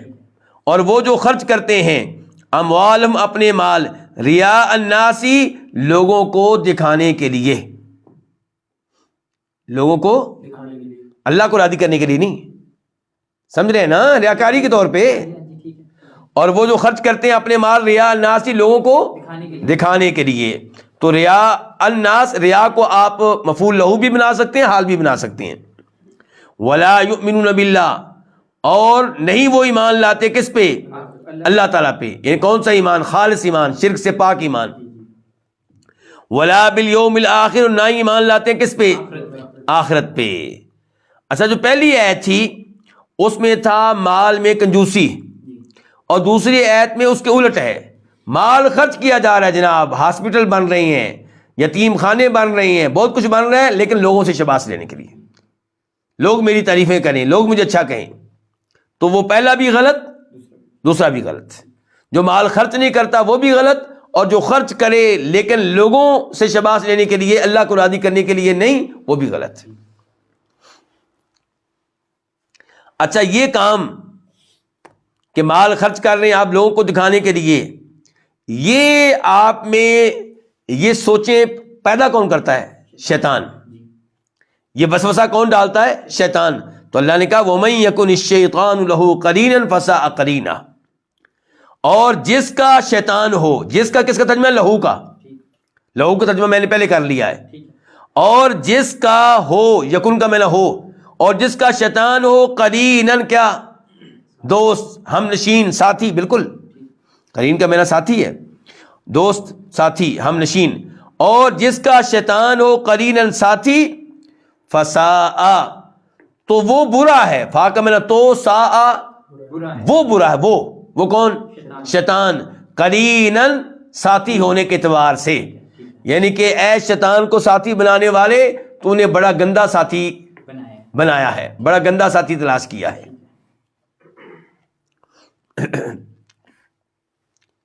تو اس سے یہ بھی پتا چلا کہ یہ جو حرکتیں اور یہ گناہ جو پیچھے بتائے گئے ہیں، یہ گناہ کروانے والا کون ہوتا ہے؟ شیطان. تو شیطان سے بچ کر رہے ہیں. آیت نمبر 39 وَمَاذَا عَلَيْهِمْ، اور کیا ہوگا انہیں، وَمَاذَا، اور کیا ہے، علیہم، ان پہ، ان کے کیا نقصان ہوگا ان کو، بریکٹ میں لکھیں نقصان یا آفت، کیا آفت آ جائے گی ان پہ. ٹھیک ہے، وَمَاذَا عَلَيْهِمْ، اور کیا ہوگا ان کو، کیا ہوگا ان پہ، لو، اگر، آمنو، یہ ایمان لے آئیں، باللہ، کس پہ؟ اللہ پہ، خالص ایمان، والیوم الآخر، اور روز آخرت پہ، وانفقوا، اور یہ خرچ کریں، مما، اس میں سے، رزقہم اللہ، جو اللہ نے ان کو دیا ہے. یہاں خرچ کرنے سے مراد ہوگا اللہ کو راضی کرنے کے لیے، خرچ تو وہ کر رہے ہیں. تو اب کیا ہے، انہیں کیا ہوگا، یعنی کہ یہ کیوں نہیں ایمان لے آتے، کیوں نہیں آخرت پہ ایمان لاتے، کیوں نہیں اللہ کی راہ میں خرچ کرتے اس مال سے جو اللہ نے دیا ان کو. تو مما اصل میں کیا تھا؟ مین اور ما، آپ کو پتہ ہی ہے، اور مین تبیزیہ ہے، اس مال میں سے کچھ، اللہ نے سارا مال نہیں مانگا. تو فرمایا اور وہ خرچ کریں اس مال میں سے جو اللہ نے ان کو دیا ہے، عطا کیا ہے. وَكَانَ اللَّهُ، اور اللہ تعالیٰ، بِهِمْ، ان کو، عَلِيمًا، اچھی طرح جاننے والا ہے. کیا مطلب؟ اللہ ان کے اعمال کو بھی جانتا ہے، بخل کرتے ہیں یا خرچ کرتے ہیں، اور یہ نیتوں کو بھی جانتا ہے کہ خرچ کرتے ہیں تو کیوں، کس کو راضی کرنے کے لیے. آیت نمبر 40 ان اللہ، بے شک اللہ تعالی، لا یظلم، نہیں ظلم کرے گا، مثقال ذرہ، ایک ذرہ کے برابر، ذرہ برابر بھی اللہ کسی پہ ظلم نہیں کرے گا. ذرہ جانتے ہیں نا کیا ہوتا ہے ذرہ؟ جب آپ کے گھر میں روشن دان سے، کھڑکی سے، سوراخ سے دھوپ آ رہی ہو، اس دھوپ میں ذرے نظر آتے ہیں نا، تو وہ کتنا وزنی ہے. تو یہی اللہ بیان کر رہے ہیں کہ اللہ تعالیٰ اتنا بھی کسی پہ ظلم نہیں کرتے. ٹھیک ہو گیا؟ تو اللہ تعالیٰ نہیں ظلم کرتے ایک ذرہ کے برابر بھی. وَإِن تَكُ حَسَنَةً يُضَاعِفْهَا، یعنی کہ پچھلی آیت میں کیا کہا گیا تھا؟ ایمان لانا، اللہ پہ اور آخرت پہ خرچ کرنا. تو اللہ تعالیٰ نے آگے کہا کہ اگر آپ یہ خرچ کریں گے ایمان لانے کے بعد، اگر اللہ کی راہ میں خرچ کریں گے ایمان لانے کے بعد اللہ کو راضی کرنے کے لیے، آپ کا ایک پیسہ بھی ضائع نہیں جائے گا. اللہ آپ کا حق دبائے گا نہیں، ایک ایک پہ اجر و ثواب ملے گا. اللہ تعالیٰ ظلم نہیں کریں گے، کیونکہ اللہ تعالیٰ نے ظلم کو اپنے اوپر حرام قرار دے دیا ہے. اللہ تعالیٰ ظلم نہیں کریں گے، ظلم کرنا اللہ پہ حرام ہے.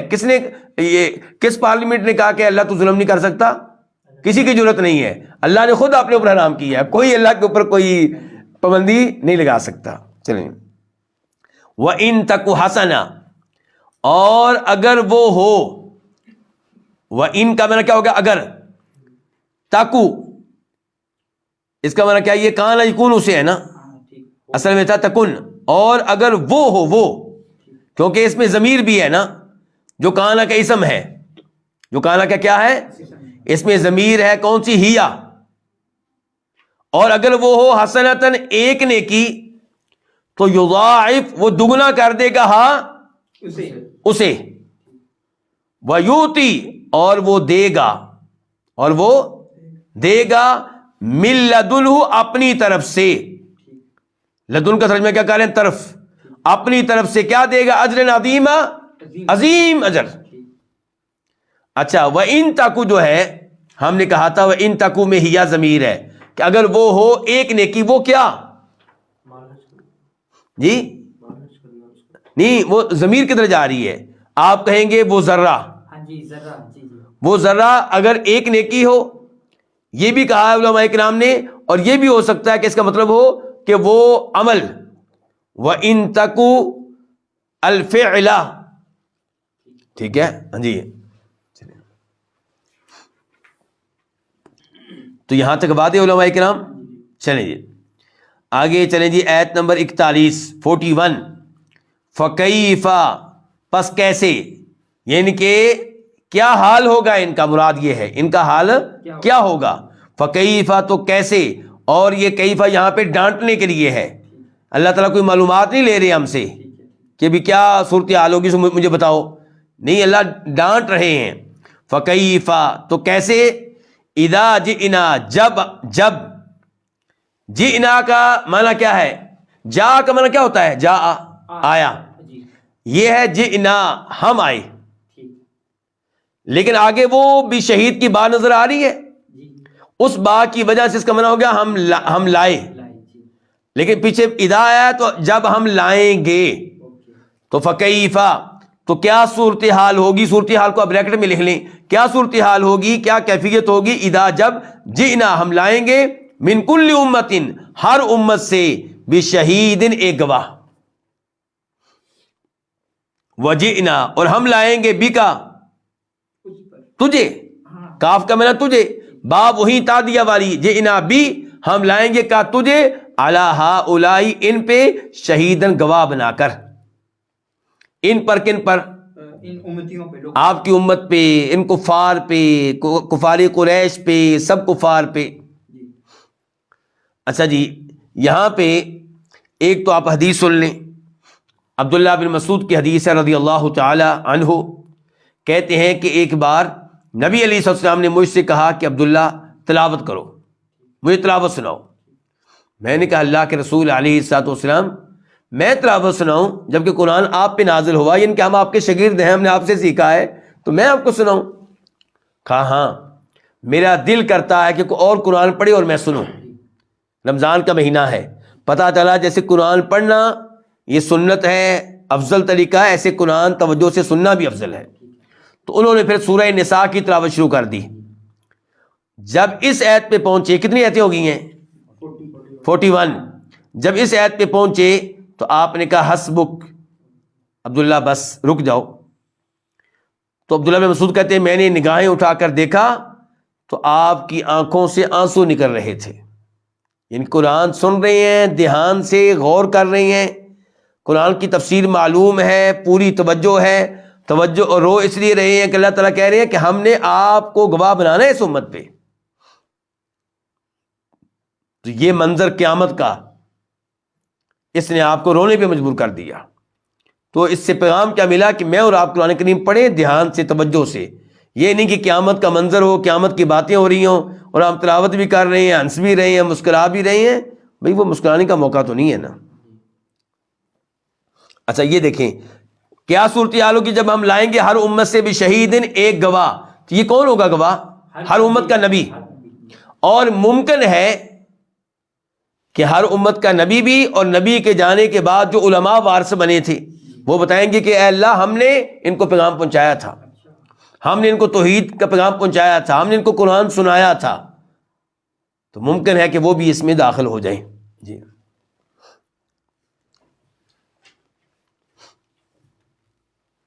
آیت نمبر 42 42، یوم دن، اس دن، کس دن؟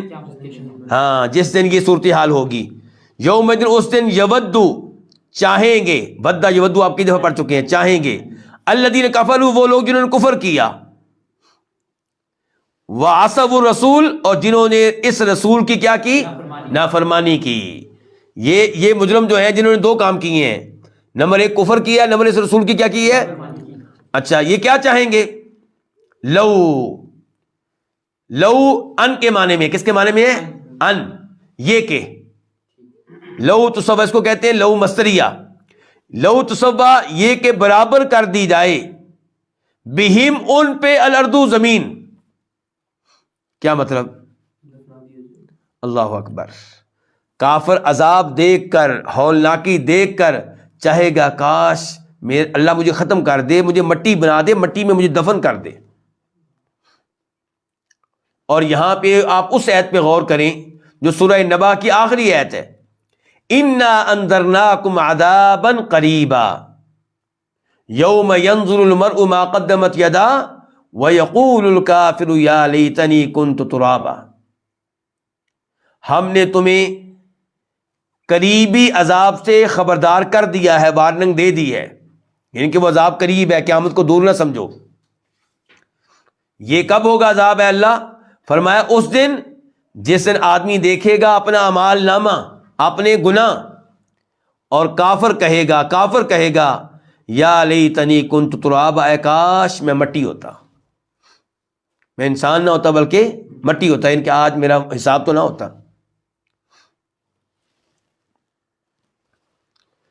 تو یوم دن اس دن، یود الذین کفروا چاہیں گے وہ لوگ جنہوں نے کفر کیا اور جنہوں نے اس رسول کی نافرمانی کی، کیا چاہیں گے کہ لو یہ کہ تصوہ برابر کر دی جائے، بہم ان پہ، کیا برابر کر دی جائے؟ زمین، ولا یکتمون اللہ حدیثا اور وہ نہیں چھپا سکیں گے اللہ تعالیٰ سے حدیثاً کسی قسم کی کوئی بات اللہ تعالیٰ سے چھپا نہیں سکیں گے۔ آیت نمبر 43 43، اس میں تذکرہ ہوگا کس کا؟ تیمم کا۔ کس کا تذکرہ ہوگا؟ تیمم کا۔ تیمم کو تو آپ جانتے ہی ہیں، اور تذکرہ ہوگا اس بات کا بھی کہ نشے کی حالت میں نماز کے قریب نہیں جانا، اور یہ اس زمانے کی بات ہو رہی ہے جس زمانے میں نشہ کرنا جائز تھا، شراب حلال تھی، شراب پینا جائز تھا، اس سے منع نہیں کیا گیا تھا، سختی کے ساتھ ترغیب دی گئی تھی، جیسا کہ یہ بھی ترغیب ہے نا کہ آپ وہ حرکت چھوڑ دیں جس کی وجہ سے آپ نماز سے محروم ہو جائیں۔ جو شراب آپ کو نماز کے قریب جانے نہیں دے رہی، اس شراب کو آپ چھوڑ دیں۔ اور آج کی زبان میں یہ کہنا چاہوں گا، آپ اس سگریٹ کو چھوڑ دیں جس کی وجہ سے مسجد میں داخلہ آپ کا بند ہو جاتا ہے۔ سگریٹ پینے والے کو مسجد میں جانے کی اجازت ہے جی؟ کیونکہ اللہ کے نبی نے فرمایا علیہ الصلوۃ والسلام، جس نے کچا پیاز کھایا ہو، کچا لہسن تھوم کھایا ہو، وہ مسجد میں، ہماری مسجد کے قریب بھی نہ آئے۔ کیوں؟ بدبو آتی ہے، اور سگریٹ پینے والے کی بدبو زیادہ خطرناک ہے کہ اس کی، ہاں جی، اس لیے وہ کام نہیں کرنا جس کی وجہ سے آپ کا مسجد میں داخلہ بند ہو جائے۔ یا ایھا الذین آمنوا، معذرت کے ساتھ پہلے میں سبب نزول بتا لوں۔ یہاں پہ سبب نزول روایت کرنے والے ہیں امیر المؤمنین جناب علی رضی اللہ تعالی عنہ، کہ کوئی دعوت تھی، کوئی پروگرام تھا، وہاں پہ عبد الرحمن بن عوف بھی تھے، اس دعوت میں ایک صحابی نے نماز پڑھائی، دوسرے صحابہ کرام نے اس صحابی کے پیچھے نماز پڑھی، تو تلاوت کرتے ہوئے کیا کہہ دیا، کیونکہ اس پارٹی میں شراب بھی چلی نا، تو پھر شراب کا جب غلبہ تھا تو قل یا ایھا الکافرون کی تلاوت کی، لا اعبد ما تعبدون، میں ان کی عبادت نہیں کرتا جن کی تم عبادت کرتے ہو، اور اس کے بعد ایسے الفاظ کہے جن کا مطلب یہ تھا کہ میں عبادت کروں گا۔ اس لیے اللہ رب العزت نے یہ آیت نازل کی کہ آئندہ نشے کی حالت میں نماز کے قریب نہیں جانا۔ یا ایھا الذین آمنوا، اے وہ لوگوں جو ایمان لائے ہیں، یعنی کہ ایمان لائے ہر اس چیز پہ جس پہ ایمان لانا واجب ہے، اے ایمان والو، لا تقربوا الصلاۃ، تم نماز کے قریب نہ جاؤ، وانتم، وہ حالیہ ہے جب کہ تم ہو سکارا، نشے میں، سکارا اصل میں سکران کی جمع ہے، وہ آدمی جو نشے کی حالت میں ہو، یعنی کہ جب کہ تم نشے کی حالت میں ہو۔ کب تک نہیں جانا جی؟ حتی تعلموا، یہاں تک کہ تم جاننے لگو، ما تقولون، وہ جو تم کہتے ہو، یعنی کہ نشہ اتر جائے اور تمہیں پتہ ہو کہ ہم کیا پڑھ رہے ہیں، ہم کیا نماز میں کہہ رہے ہیں۔ حتی تعلموا، یہاں تک کہ تم جاننے لگو، ما، وہ، تقولون، جو تم کہتے ہو۔ ولا جنوبا، اور نہ ہی جنابت کی حالت میں، کیا نہیں کرنا، نماز نہیں پڑھنی، ہاں نماز نہیں پڑھنی، ٹھیک ہے، دیکھتے ہیں ابھی۔ ولا جنوبا، اور نہ ہی جنابت کی حالت میں، الا عابری سبیل، مگر اس حال میں کہ تم راستہ عبور کرنے والے ہو۔ کیا عبور کرنے والے ہو؟ راستہ۔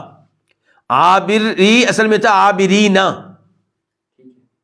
عابرون کی جمع عبور کرنے والا، جمع عابرین، نون گر گیا اضافت کی وجہ سے۔ فرمایا مگر اس حال میں کہ تم کوئی راستہ عبور کرنے والے ہو۔ اچھا، حتی تغتسلوا، یہاں تک کہ تم کیا کر لو؟ غسل کر لو۔ یہ جو آخری حصہ ہے ولا جنوبا الا عابری سبیل، اس میں جنابت والے شخص کو جسے احتلام ہو گیا لیکن ابھی تک غسل نہیں کیا، یا بیگم کے ساتھ تعلق خاص قائم کیا، غسل واجب ہو گیا لیکن ابھی تک اس نے غسل نہیں کیا، اس کو روکا گیا ہے، لیکن کس چیز سے روکا گیا ہے؟ کچھ علماء کرام کہتے ہیں کہ نماز سے روکا گیا، پیچھے نماز کا تذکرہ ہے۔ دوسرے علماء کرام کہتے ہیں اگر نماز سے منع کیا گیا تو پھر اس کا کیا مطلب ہے کہ تم نماز کے قریب نہ جاؤ جنابت کی حالت میں، الا یہ کہ تم راستے کو عبور کرنے والے ہو۔ کہتے ہیں اس سے پتہ چلا کہ جنابت والے شخص کو نماز سے نہیں بلکہ نماز کی جگہ سے بھی روکا جا رہا ہے، مسجد سے روکا جا رہا ہے، یعنی کہ تجھے مسجد میں داخل ہونے کی اجازت نہیں ہے، الا یہ کہ تمہاری مجبوری ہے، راستہ مسجد سے گزرتا ہے اس جگہ کے لیے جہاں تم نے جانا ہے، تو تم ادھر مسجد سے جا رہے ہو، پھر تمہیں اجازت ہے۔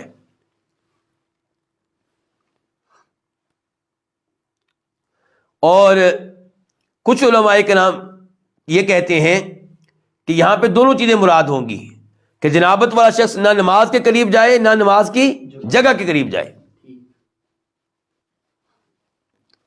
اچھا، وہ علماء کرام جن کا اصرار تھا کہ جنابت والے کو صرف نماز سے منع کیا جا رہا ہے، وہ کہتے ہیں عابری سبیل سے مراد ہے سفر، کہ اے جنابت والے شخص تجھے نماز پڑھنے کی اجازت نہیں ہے جب تک کہ تم غسل نہ کر لو، الا یہ کہ آپ مسافر ہو اور آپ کو پانی نہیں مل رہا، تو پھر تیمم کر کے بھی آپ نماز پڑھ سکتے ہیں۔ واضح ہو گیا اذان؟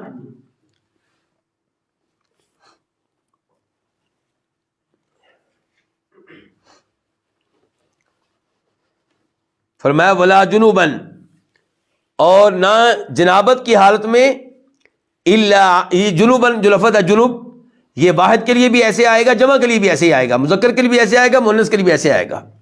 ولا جنوبن، نہ ہی جنابت کی حالت میں، الا یہ کہ عابری سبیل، مگر اس حال میں کہ تم راستے کو عبور کرنے والے ہو، حتی تغتسلوا، یہاں تک کہ تم کیا کر لو؟ غسل کر لو۔ وَإِن كُنتُم مَرْضَىٰ، اور اگر تم ہو مردہ، کیا؟ بیمار، مردہ جمع کس کی؟ مریض کی۔ اور اگر تم ہو بیمار، او علی سفر، یا کسی سفر پہ ہو، او جاء احد منکم من الغائط، یا جا آئے احد منکم تم میں سے کوئی، من الغائط کہاں سے؟ بیت الخلاء سے، قضاء حاجت سے، ٹھیک ہے۔ لفظی معنی ہوتا ہے غائط کہتے ہیں، لفظی معنی غائط کا ہوتا ہے وہ جگہ جو ہموار ہو، اور مراد پیشاب پخانے کی جگہ، اور آج کل ہم کیا کہہ دیں گے؟ واش روم، قضاء حاجت۔ چلیں، یا آئے تم میں سے کوئی من الغائط قضاء حاجت سے، او لامستم النساء، یا تم نے لمس کیا ہو، چھوا ہو عورتوں کو، اور یہاں پہ عام چھونا مراد نہیں ہے، کون سا چھونا مراد ہے؟ جماع۔ یا تم نے عورتوں سے صحبت کی ہو، یا تم نے عورتوں سے مباشرت کی ہو، یا ان سے جماع کیا ہو، یہ مراد ہے۔ فلم تجدوا ماء، پس تم نہ پاؤ پانی، کسی قسم کا پانی تم نہ پاؤ، تمہیں نہ ملے۔ فتیمموا، فا کا معنی تو، تیمموا تم تیمم کر لو، کیا کر لو؟ سعیدن طیبن، پاک مٹی سے، طیبن کا معنی پاک ہو گیا نا۔ فمسحو، تیمم کیسے کرنا ہے؟ فمسحو، پس تم مسح کر لو، بوجوہکم، اپنے چہروں کا، وایدیکم، اور اپنے ہاتھوں کا۔ ان اللہ کان عفوا غفورا، بے شک اللہ تعالی بہت معاف کرنے والا ہے، عفوا بہت معاف کرنے والا ہے، غفورا نہایت مغفرت کرنے والا ہے، بہت مغفرت کرنے والا ہے۔ ایک منٹ ذرا، ایک منٹ ذرا۔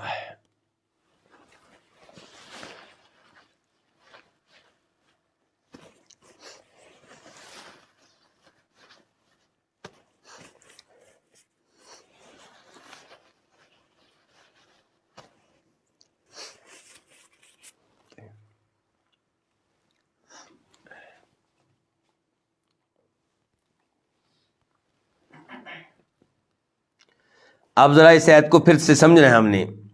آیت کے شروع کا حصہ تو ہم نے سمجھ لیا تھا الحمدللہ۔ اب یہاں سے کہ اگر تم بیمار ہو تو کیا بیمار کو تیمم کرنے کی اجازت ہے؟ ٹھیک ہو گیا، یہ بات سمجھ گئی۔ بیمار، اگر بیمار کے لیے پانی مسئلہ ہے، پانی استعمال کرنے سے بیماری بڑھتی ہے، یا پانی استعمال کرنے سے شفا یاب ہونے میں تاخیر ہوتی ہے، تو پھر اس کو پانی کی بجائے مٹی سے تیمم کرنے کی اجازت ہے۔ اچھا آگے کیا کہا؟ او علی سفر، یا تم کیا ہو کسی سفر پہ ہو، تو ہر مسافر کو کیا تیمم کرنے کی اجازت ہے؟ مراد یہ کہ تم سفر میں ہو اور پانی میسر نہیں ہے، کیونکہ اس زمانے میں عام طور پہ سفر میں یہی صورتحال ہوتی ہے، پانی اتنا ہوتا تھا کہ جو خود پی سکتے ہیں۔ تو اگر آپ حالت سفر میں ہیں اور پانی میسر نہیں ہے تو تمہیں تیمم کرنے کی اجازت ہے۔ او جاء احد منکم من الغائط، یا آیا ہو تم میں سے کوئی قضاء حاجت سے، تو ہر قضاء حاجت سے آنے والے کو آگے آ رہا ہے اور تمہیں پانی نہ ملے، تم قضاء حاجت سے آئے ہو یعنی کہ تمہارا وضو ٹوٹ گیا ہے، کیونکہ تم نے پیشاب کیا ہے یا پخانہ کیا، وضو کیا ہو گیا؟ ٹوٹ گیا ہے۔ تو پھر تم کیا کرو گے؟ پانی نہیں ہے تو تیمم کر لو۔ اور اس میں وہ سب چیزیں آ گئی جن سے وضو ٹوٹ جاتا ہے، وہ ساری چیزیں آ گئی جن سے وضو، تو یعنی کہ وضو آپ کا ٹوٹ گیا ہے کسی بھی وجہ سے، تو پانی نہیں ہے تو آپ تیمم کر لیں۔ آگے کیا ہے؟ او لامستم النساء، یا تم نے عورتوں کو کیا کیا ہے؟ چھوا ہے۔ اچھا، لامستم کا معنی یہ بھی ہو سکتا تھا کہ عورت کو ہاتھ جو ہی لگائیں گے وضو ٹوٹ جائے گا، چاہے آپ نے مصافحہ کیا ہو اپنی والدہ سے۔ اور دوسرا معنی یہ ہے کہ نہیں، کیا مراد ہے؟ باقاعدہ وہ تعلق قائم کرنا جس سے غسل واجب ہوتا ہے، یعنی کہ مجھے واضح لفظ بولنا پڑے گا، مادہ کے ساتھ صحبت کرنا، مباشرت کرنا، یا جماع کرنا۔ اچھا شافعی حضرات کیا کہتے ہیں؟ وہ کہتے ہیں نہیں جی، اس سے مراد ہے ہاتھ لگانا، ہاتھ لگ گیا وضو ٹوٹ گیا۔ تو الحمدللہ اللہ تعالیٰ نے ہمیں اندھی تقلید سے بچایا ہوا ہے، ہم قرآن و حدیث کو ماننے والے ہیں، سلف کا احترام کرنے والے ہیں، ائمہ کا احترام کرنے والے ہیں، لیکن کسی بھی امام کی وہ بات نہیں مانتے جو قرآن و حدیث کے مطابق نہ ہو۔ اب یہاں پہ ہم نے امام شافعی کی بات نہیں مانی، اچھا کیوں نہیں مانی وہ تو بعد میں بتاؤں گا، لیکن جو مانتے ہیں ان کا بنے گا کیا، پہلے یہ سن لیں۔ بیت اللہ کا آپ طواف کر لیں تو وہاں تو اب دائیں بائیں دھکے سے عورتیں آپ کے ساتھ گزر رہی ہوتی ہیں، تو ہر 10 سیکنڈ کے بعد وضو ٹوٹتا چلا جائے گا آپ کا۔ تو یہ جبکہ یہ مفہوم درست نہیں ہے۔ یہاں پہ لمس کا دوسرا معنی ہے وہ کیا، کہ باقاعدہ صحبت کرنا، جماع کرنا۔ اچھا وہ ہمیں کیسے پتا چلا، اس کے کئی ایک دلائل ہیں۔ ایک دلیل آپ لے لیں فی الحال، سیدہ عائشہ فرماتی ہیں کہ نبی علیہ السلام رات کو نماز پڑھ رہے ہوتے تھے اور میں آپ کے آگے لیٹی ہوتی تھی، جب آپ سجدے میں جاتے تو مجھے ہاتھ لگاتے تھے، پھر میں پاؤں سمیٹ لیتی تو پھر آپ سجدہ کرتے تھے۔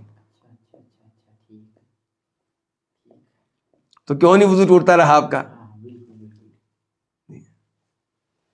اسی طرح ایک اور حدیث وہ مسلم شریف کی، یہ بخاری شریف کی تھی، سیدہ عائشہ کہتی ہیں کہ اللہ کے نبی علیہ السلام کی باری میرے گھر میں تھی، رات کو میں بیدار ہوئی تو دیکھا اللہ کے رسول موجود نہیں ہے، اب میں آپ کو تلاش کرنے لگی، تلاش کرتے کرتے میرا ہاتھ آپ کے پاؤں پہ لگا تو آپ سجدے میں تھے اور آپ کے پاؤں کھڑے تھے۔ تو کیا سیدہ عائشہ کا ہاتھ لگنے کے بعد آپ نے نماز توڑ دی کیونکہ وضو ٹوٹ گیا ہے؟ نہیں، نماز آپ نے جاری رکھی۔ تو ہاتھ لگانے سے وضو نہیں ٹوٹتا۔ چلیے، اور اسے پتہ کیا چلا کہ احادیث کے بغیر قرآن کو صحیح معنوں میں سمجھنا ممکن نہیں ہے۔ اگر آپ مسلمان ہیں تو قرآن و حدیث دونوں کو ماننا ہوگا، اچھی طرح ماننا ہوگا۔ اچھا فلم تجدوا ماء، پس تم نہ پاؤ پانی کو۔ اچھا اب یہ جو ہے نا او لامستم النساء، اس میں وہ سب چیزیں آ گئی جن سے غسل واجب ہوتا ہے۔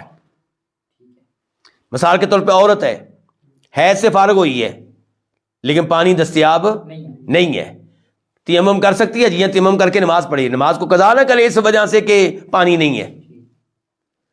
عورت ہے، حیض سے فارغ ہوئی ہے، پانی استعمال کرتی ہے تو اس کی بیماری بڑھتی ہے، تو اس وجہ سے نہ بیٹھی رہے کہ جناب کہ پانی میں استعمال نہیں کر سکتی، غسل میں کر نہیں سکتی کیونکہ پانی میرے لیے خطرناک ہے، اور تیمم کر کے نماز پڑھوں دل نہیں مانتا جی کیونکہ یہ کوئی چھوٹا معاملہ نہیں، حیض آیا تھا جی۔ نہیں، اللہ کا کیا حکم ہے؟ تیمم کرو، نماز پڑھو وقت پہ، نماز کو قضا نہیں کرنا۔ فتیمموا، تیمم کا لفظی معنی کیا ہوتا ہے؟ قصد کرنا، ارادہ کرنا۔ فتیمموا صعیدا طیبا، تم قصد کرو پاک مٹی کا، لیکن ہم نے وہی معنی کیا اب جو مشہور ہے کہ تیمم کر لو پاک مٹی سے۔ اچھا پاک مٹی سے تو یہ کیسے پتہ چلے گا کہ مٹی پاک ہے؟ ہر مٹی پاک ہے سوائے اس کے کہ جس مٹی کے پاس آپ گئے تو بدبو آ رہی تھی، پیشاب کی، پخانہ پڑا ہوا تھا، وہ الگ بات ہے، ورنہ مٹی کیا ہے؟ پاک ہے۔ آگے جی فَامْسَحُوا بِوُجُوهِكُمْ وَأَيْدِيكُمْ، تو مسح کر لو اپنے چہروں کا اور اپنے ہاتھوں کا۔ اچھا یہ جو مسح کا طریقہ بتایا گیا، تیمم کا طریقہ بتایا گیا، یہ تب ہے جب آپ کا وضو ٹوٹ جائے یا جب آپ نے غسل کی جگہ پہ تیمم کرنا ہو۔ وضو کی جگہ تیمم کریں تو یہ طریقہ ہے تیمم کا، یا غسل کی جگہ پہ تیمم کریں تو یہ طریقہ ہے تیمم کا۔ دونوں کی جگہ پہ ایک ہی طریقہ ہے، دونوں کی جگہ پہ تیمم کا طریقہ ایک ہی ہے۔ عمار بن یاسر کہتے ہیں رضی اللہ تعالی عنہ، ان کی حدیث کا مفہوم اور معنی یہ ہے کہ نبی علیہ السلام نے انہیں بتایا کہ غسل واجب ہو جائے تو کیا کرنا ہے، کیونکہ عمار بن یاسر کہیں گئے تھے کسی سفر میں، تو وہاں پہ غسل واجب ہو گیا، اب پانی نہیں تھا، تو انہوں نے کیا کیا، زمین میں لیٹ گئے اور زمین میں اپنے آپ کو ایسے الٹا سیدھا کرتے رہے تاکہ مٹی یعنی کہ پورا مسح ہو جائے، پورے جسم کا کیا ہو جائے؟ مسح ہو جائے۔ تو آپ نے ان کو بتایا تھا کہ نہیں، اتنا کافی ہے، دونوں ہاتھ زمین پہ مارو، پھر پھونک مارو۔ پھونک کیوں مارنی ہے؟ مٹی اڑ جائے، تھوڑی سی بس رہ جائے۔ اس کے بعد فرمایا چہرے کا مسح کر لو ایسے، اور اس کے بعد ہاتھوں کا مسح کر لو، بس ہاتھوں کا، بس بازو کا نہیں، صرف ہاتھوں کا۔ یہ ہے صحیح طریقہ کس کا؟ تیمم کا۔ ان اللہ کان عفوا غفورا، بے شک اللہ تعالیٰ بہت معاف کرنے والا ہے۔ ان الفاظ کی یہاں پہ کیا مناسبت ہے؟ یہ اللہ تعالیٰ نے کتنی معافی دی ہے تمہیں کہ تمہارے اوپر غسل واجب تھا اور اللہ نے غسل معاف کر دیا اس وقت جب کہ آپ کو پانی نہیں مل رہا، اور کہا کیا کہ تم تیمم کر کے نمازیں پڑھو، اور اللہ چاہتے کہتے نہ، لاؤ پانی کہیں سے اور ٹائم پہ نماز پڑھو تو کیا بنتا ہمارا۔ ایسے ہی اللہ تعالیٰ نے جب وضو آپ کے اوپر واجب ہے اور اپنی نماز پڑھنی ہے تو آپ کے پاس پانی نہیں ہے یا پانی استعمال کرنا آپ کے لیے خطرناک ہے تو آپ کو اجازت دے دی کیا کرنے کی۔ جی آیت نمبر 44 الم ترا، کیا آپ نے نہیں دیکھا، الی الذین، ان لوگوں کی طرف، اوتو، جنہیں دی گئی، جنہیں دیا گیا، نصیباً، ایک حصہ، من الکتابی، کتاب کا، یشترون، وہ خریدتے ہیں، الضلالۃ، گمراہی، ویریدون، اور وہ چاہتے ہیں، ان تضلوا، کہ تم بھٹک جاؤ، بھٹک جاؤ، بہک جاؤ، السبیل، سیدھے راستے سے۔ لفظی معنی سبیل کا راستہ، سیدھا ہم نے اس لیے کہہ دیا کہ اس کے اوپر الف لام داخل ہے، پتہ چلا کہ اس سے ہر راستہ مراد نہیں ہے، خاص راستہ مراد ہے، سیدھا راستہ، صراط مستقیم مراد ہے۔ اچھا یہاں پہ پہلے تو کیا علم ترا، کیا آپ نے نہیں دیکھا، اس سے کیا مراد ہے؟ آپ کو پہلے بتا چکا ہوں، اس سے مراد ہے علم تعلم، کیا آپ کو معلوم نہیں ہے یہ بات؟ کیا آپ کو یہ بات معلوم نہیں ہے؟ آنکھوں سے دیکھنا ضروری نہیں ہے۔ علم تعالیٰ سے مراد کیا آپ کو یہ بات معلوم؟ اس موضوع پہ تفصیل سے گفتگو کی تھی میں نے سورہ بقرہ میں آپ کے ساتھ۔ تو علم تعالیٰ کیا آپ نے دیکھا نہیں، مراد یہ کیا آپ کو اس بات کا علم نہیں ہے کہ وہ لوگ جن کو دیا گیا کتاب کا ایک حصہ، اس سے مراد کون ہوئے؟ یہودی۔ وہ کیا کرتے ہیں جی؟ خریدتے ہیں گمراہی کو خریدتے ہیں، گمراہی لیتے ہیں، کس کے بدلے میں؟ ہدایت کے بدلے میں۔ وہ کیسے؟ قرآن سے اعراض کرتے ہیں، تورات سے اعراض کرتے ہیں، تورات کو پر عمل کریں تو تورات کہے گی مسلمان ہو جاؤ، اللہ کے نبی کے ہاتھوں پہ بیعت کر لو صلی اللہ علیہ وسلم۔ تو انہوں نے گمراہی خریدی ہے قرآن سے اعراض کر کے، تورات سے اعراض کر کے۔ گمراہی خریدی کس کے بدلے میں؟ ہدایت کے بدلے میں۔ ہدایت کیا تھی؟ قرآن اور تورات۔ وَيُرِيدُونَ، اور یہ چاہتے ہیں، ان تضلوا السبیل، کہ تم بھی سیدھے راستے سے بھٹک جاؤ، تم بھی کافر ہو جاؤ۔ آیت نمبر 45 واللہ اعلم، اللہ زیادہ علم رکھنے والا ہے، بِأَعْدَائِكُمْ، تمہارے دشمنوں کے بارے میں، اللہ زیادہ جاننے والا تمہارے دشمنوں کو۔ اعداء جمع ہے عدوٌ کی، عدوٌ کہتے ہیں دشمن کو۔ تو اللہ نے بتا دیا نا پھر یہاں پہ تمہارے دشمن کون ہیں؟ جو چاہتے ہیں کہ تم کفر پہ آ جاؤ، جو چاہتے ہیں تم ایمان سے محروم ہو جاؤ، تو یہ تمہارے دشمن ہوئے نا۔ تو یہ اللہ نے بتایا نا، فرمایا اللہ زیادہ جاننے والا تمہارے دشمنوں کو، وَكَفَى بِاللَّهِ وَلِيًّا، اور اللہ بہت کافی ہے، ولیًّا، بطور دوست۔ بہت ترجمہ میں نے کس کا کیا ہے؟ با کا، یہ با زائدہ ہے، یہ با کیا ہے؟ لفظ اللہ جو ہے یہ کفا کا فاعل ہے کہ اللہ، اور با کا ترجمہ ہم کہہ رہے ہیں بہت، اللہ بہت کافی ہے، ولیًّا، بطور دوست، یعنی کہ بطور دوست اس کے لیے جو اللہ کی طرف پناہ لے، جو ان یہودیوں، ان کافروں کی فتنے سے بچنے کے لیے اور ان کی دشمنی سے بچنے کے لیے اللہ تعالیٰ کے پاس جائے، پناہ لے، اللہ سے مدد مانگے، تو اللہ اس کے لیے کافی ہے۔ وَكَفَى بِاللَّهِ نَصِيرًا، اور اللہ بہت کافی ہے، نصیرًا، بطور مددگار، جو اللہ سے مدد مانگے تو اللہ تعالیٰ مدد کے لیے کافی ہے۔ آیت نمبر 46 من الذین ہادوا، یہاں پہ ہم الذین ہادوا کا ترجمہ ہم پہلے کریں گے، وہ لوگ جو یہودی ہو گئے، وہ لوگ جو آگے پھر من کا ترجمہ اب کریں گے ہم، وہ لوگ یہودی ہو گئے، ان میں سے کیا ہے جی؟ یہاں پہ یحرفون سے پہلے ایک لفظ پوشیدہ ہے، قوم۔ کیا پوشیدہ ہے؟ قوم۔ ان لوگوں میں سے، وہ لوگ جو یہودی ہو گئے ان میں سے کئی لوگ، قوم کا ترجمہ ہم کیا کر رہے ہیں؟ کئی لوگ ایسے ہیں کہ یحرفون الکلمہ، یحرفون جو بدل دیتے ہیں، پھیر دیتے ہیں، بدل دیتے ہیں، الکلمہ کس کو؟ کلام کو. پھیر دیتے ہیں کلام کو کہاں سے؟ عن مواضعہ، اس کی جگہوں سے. کلام کو پھیر دیتے ہیں اس کی جگہوں سے. کیا مطلب؟ لفظ کو اس کی جگہ پر نہیں رکھتے، جملے کو اس کی جگہ پر نہیں رکھتے، اس کا غلط معنی کر دیتے ہیں، اس کا معنی تبدیل کر دیتے ہیں. کلام کی جگہ کیا ہے؟ ان کے کلام کا اصلی مقصد، معنی اور مفہوم، لیکن نہیں، تحریف کرتے ہیں، تحریف ان کے بدل ڈالتے ہیں، پھیر دیتے ہیں. جیسا کہ اس کی چند مثالیں تو اللہ تعالی نے بھی دی ہیں نا. جب یہ بیت المقدس میں داخل ہونے لگے تھے، اللہ نے کہا تھا، کیا کہنا ہے حسن؟ اللہ نے کہا تھا کہنا ہتا، یعنی کہ اللہ ہمارے گناہ معاف کر دے. انہوں نے کیا کہا تھا؟ ہنتا. ہنتا کہ ہمیں کیا چاہیے؟ گندم چاہیے. اور حبا، ہمیں دانے چاہیے. اس قسم کے الفاظ کہے تھے. اور اللہ تعالیٰ نے کیا کہا تھا کیسے داخل ہونا ہے؟ سجدہ کرتے ہوئے. وہ کیسے داخل ہوئے؟ ہاں جی. تو کہنے کا مطلب یہ ان کی حرکتیں ہیں. تو یہ ہے تحریف لفظی.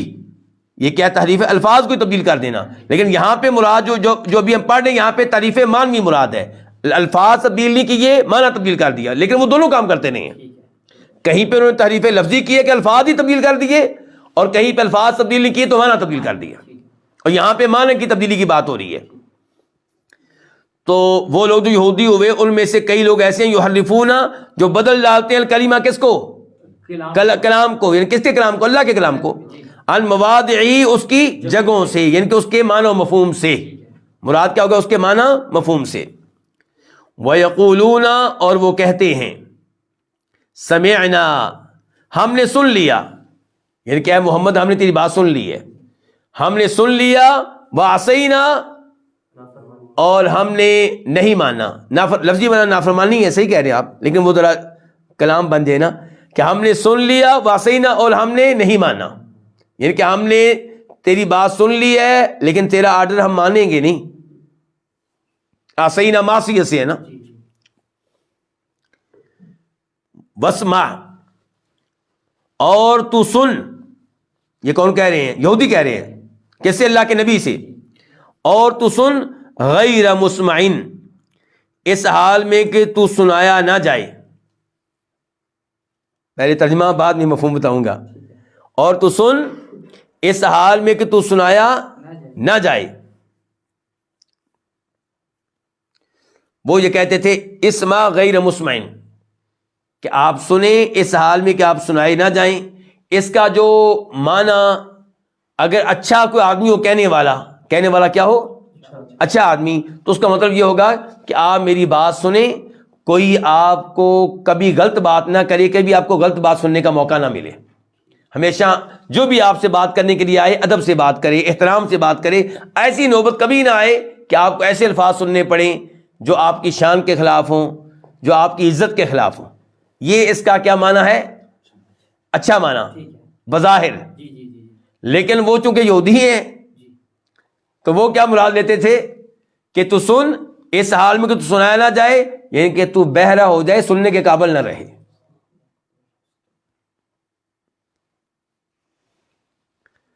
الفاظ ایک ہی ہیں، معنی دوسرا معنی مراد دے رہے ہیں. جی ہاں جی. اچھا، یہ کس کو پتا چل گیا دوسرا معنی مراد دے رہے ہیں؟ یہ اللہ کو پتا ہے، کیونکہ اللہ نیتوں کو جانتا ہے. اچھا، ایک ان کی باتیں نمبر ایک کیا ہوگی؟ سمعنا وعصینا. یہ اپنی جگہ پہ بہت بڑا جرم کہ ہم نے آپ کی بات سن لی ہے لیکن مانیں گے نہیں. دوسرا یہ اسمع غیر مسمع کہنا اور معنی اس کا غلط مراد دینا، یہ جرم. تیسرا وراعنا، کیا کہتے ہیں؟ وراعنا، یعنی کہ گویا کہ اگر ہم اردو ترجمہ نہ کریں، ان کے جملے کہیں تو ہم کہیں گے کہ اللہ تعالیٰ کہہ رہے ہیں، وہ کہتے تھے سمعنا وعصینا، اور کہتے تھے اسمع غیر مسمع، اور تیسرے نمبر پہ کہتے تھے راعنا. اچھا، راعنا کے اوپر گفتگو پہلے سورہ بقرہ میں گزر چکی ہے. یعنی کہ راعنا کا معنی بنتا ہے نا کا معنی ہم.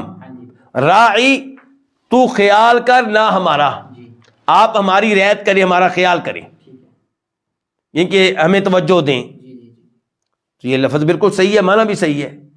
لیکن وہ یہودی تھے، وہ کیا کہتے؟ راعی تھوڑا سا عین کو لمبا کر دیتے تو کیا ہو گیا؟ اب ہمارے چرواہے. اچھا ایک معنی اس کا یہ بنتا ہے. یا پھر وہ کیا کہتے راعینا، وہ کہہ دیتے راعینن. کیا کہہ دیتے؟ پھر معنی بن جائے گا نعوذ باللہ اے احمق شخص. اب اس انداز سے کوئی آپ کے ساتھ حرکت کرے تو آپ فوری طور پہ کچھ کہہ نہیں سکتے اس کو، یعنی کہ آپ کیسے کہیں گی تو نے معنی تبدیل کیا ہے، لیکن اللہ تو جانتا ہے. تو اللہ نے کہا یہ نہیں کہنا. سورہ بقرہ میں کیا کہا اللہ تعالیٰ نے؟ یا ایھا الذین آمنوا لا تقولوا راعنا وقولوا انظرنا. ہاں جی ایسے ہی ہے نا کہ اے ایمان والو تم نے یہ نہیں کہنا راعنا. اے ایمان والو چونکہ یہودی یعنی کہ اس لفظ کا غلط استعمال کرتے ہیں راعنا، تو تم نے راعنا کہنا ہی نہیں ہے. تم نے کیا کہنا؟ انظرنا. جی ہاں. اچھا اللہ تعالیٰ بتا رہے ہیں کہ وَيَقُولُونَ، اب پھر دھیان سے دیکھیں، وَيَقُولُونَ وہ کہتے ہیں سَمِعْنَا وَعَصَيْنَا. نمبر 2 وہ کہتے ہیں اسما غیر مسما. نمبر 3 وہ کہتے ہیں راعنا. یہ کہتے ہیں کیسے؟ فرمایا لین، یہ حال ہے اس حال میں کہ موڑتے ہیں مروڑتے ہیں کس کو؟ بِأَلْسِنَتِهِمْ اپنی زبانوں کو. یہ دیکھیں نا راعینا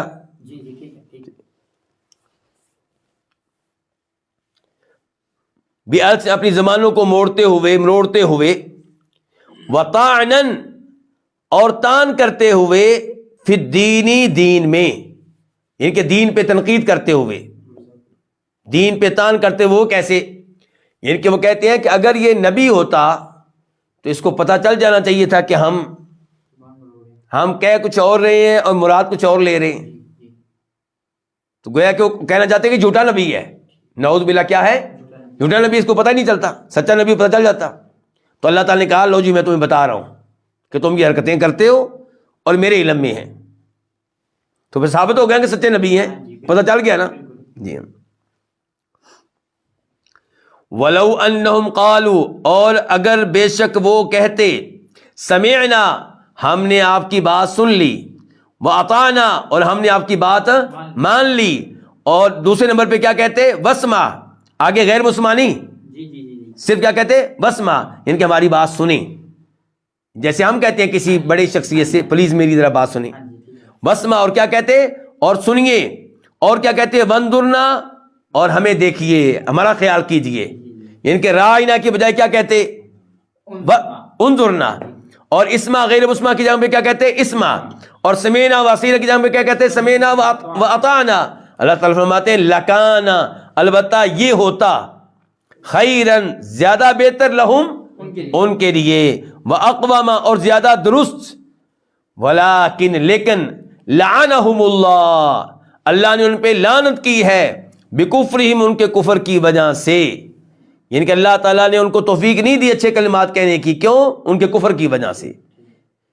فلا یؤمنون پس وہ ایمان نہیں لائیں گے، الا قلیلا مگر تھوڑا. ایک قلیلا کے 2 معنی ہو سکتے ہیں دھیان سے. یعنی کہ وہ ایمان نہیں لائیں گے مگر ان میں سے چند لوگ، یا وہ یہ ایمان نہیں لائیں گے مگر تھوڑا سا، ان کے آدھا ایمان لائیں گے آدھا نہیں لائیں گے. کسی بات کو مانیں گے کسی کو نہیں مانیں گے. آیت نمبر 47 یا ایھا الذین اوتوا الکتاب، اے وہ لوگوں جنہیں دی گئی ہے کتاب. اللہ تعالیٰ نے یہاں پہ براہ راست مخاطب کیا کہ ان کو، یہودیوں اور عیسائیوں کو، اہل کتاب کو. جیسے اللہ تعالیٰ کہتے ہیں نا یا ایھا الذین آمنوا، ایسے اللہ نے کو براہ راست مخاطب کیا ہے. اے وہ لوگوں جنہیں دی گئی ہے کتاب، ان کے اہل کتاب آسان لفظوں میں. آمنو تم ایمان لے آؤ، بما اس چیز پہ نزلنا جو ہم نے نازل کی ہے، مصدقاً اس حال میں کہ وہ تصدیق کرنے والی ہے، لما معاکم اس چیز کی جو تمہارے پاس ہے. اچھا ہم نے کیا نازل کی ہے؟ قرآن مثال کے طور پہ، اور جو یہ قرآن تصدیق کرنے والا اس کی جو تمہارے پاس ہے تورات و انجیل کی. تصدیق کیسے ہوگی؟ قرآن کیسے تصدیق کرے گا؟ جب قرآن میں وہی باتیں ہوں گی جو تورات و انجیل میں موجود ہیں تو قرآن نے تصدیق کر دی نا ان کی. اچھا من قبلی کا تعلق کس سے ہے بھلا؟ آمنو سے. کس سے تعلق ہے؟ آمنو سے. تم ایمان لے آؤ من قبلی پہلے اس کے کہ ان نطمسا کہ ہم مٹائیں وجوہن کئی چہرے فنردہا فاک من پس نردہ ہم لٹا دیں کر دیں ہاں ان کو کن کو؟ ان چہروں کو اعلی ادباریہا ان کی پشتوں پہ ان کی پچھلی جانب ان کی یہ دیکھیں نا یہ چہرہ پیچھے ہو جائے اور مٹا بھی دیا جائے گویا کہ ناک ہے ہی نہیں گویا کہ آنکھیں ہیں ہی نہیں پہلے اس کے کہ ہم مٹا دیں وجون کئی چہروں کو فنردہا پس ہم ان کو کر دیں علی ادباریہا ان کی پچھلی جانب او نلعنہم او یا نلعنہ ہم لعنت کرے ہم ان پہ کن پہ؟ ان چہروں پہ ان کے ان لوگوں پہ چہروں والوں پہ کما لعنا جیسا کہ ہم نے لعنت کی تھی اصحاب السبتی ہفتہ والوں پہ. اچھا جی سب سے پہلے یہ بتائیں ہفتہ والے کون؟ وہ جن کو منع کیا گیا تھا ہفتے کے دن مچھلی کا شکار کرنے سے. لیکن اللہ کی طرف سے آزمائش اللہ آزماتا ہے. اللہ کی آزمائش یہ تھی کہ اسی دن مچھلیاں زیادہ آتی تھیں تو انہوں نے پھر کیا کیا؟ ہیلے کیے. اللہ تعالیٰ کے حکم کا مقصد ہی ختم کر کے رکھ دیا. کیسے؟ وہ جال لگا لیتے پانی میں کب؟ جمعے کو اور ہفتے کے دن مچھلیاں شکار ہوتی رہتی جمع ہوتی رہتی اور اتوار کے دن نکال لیتے. یا کیا کرتے؟ گڑھا کھود لیتے بڑے بڑے حوض تالاب گڑھے کھودتے اور ہفتے کے دن پانی ادھر بھیج دیتے حوض بھر جاتا اس میں مچھلیاں بھی پہنچ جاتی اور ہفتے کے دن پکڑ لیتے. اللہ تعالیٰ کے حکم کو ناکام بنانے کے لیے کیا کیا ہیلے کرتے رہے. تو پھر اللہ تعالیٰ نے کیا کیا تھا؟ ان کو بندر بنا دیا تھا. ان کو کیا بنا دیا تھا؟ بندر اور خنزیر بنا دیا تھا. تو یہ مراد ہے لعنت سے. اچھا اور یہ چہرے جو ہے مٹا ڈالنا یہ کب ہوگا؟ ایک قول یہ ہے کہ دنیا میں دوسرا یہ ہے کہ آخرت میں اور دونوں ٹھیک ہوں. اللہ کی مرضی کہ اللہ یہ چہرے مٹائے دنیا میں یا قیامت کے دن چہرے اللہ ایسے کر دے. بلکہ دنیا کے معاملے میں حدیث ہے ہمارے پاس ابن ماجہ کی. آپ علیہ السلام فرماتے ہیں قیامت آنے سے پہلے کیا ہوگا؟ مسخن کئی لوگوں کے چہروں کو تبدیل کر دیا جائے گا. مثال کے طور پہ ان کو خنزیر یا بندر بنا دیا جائے گا.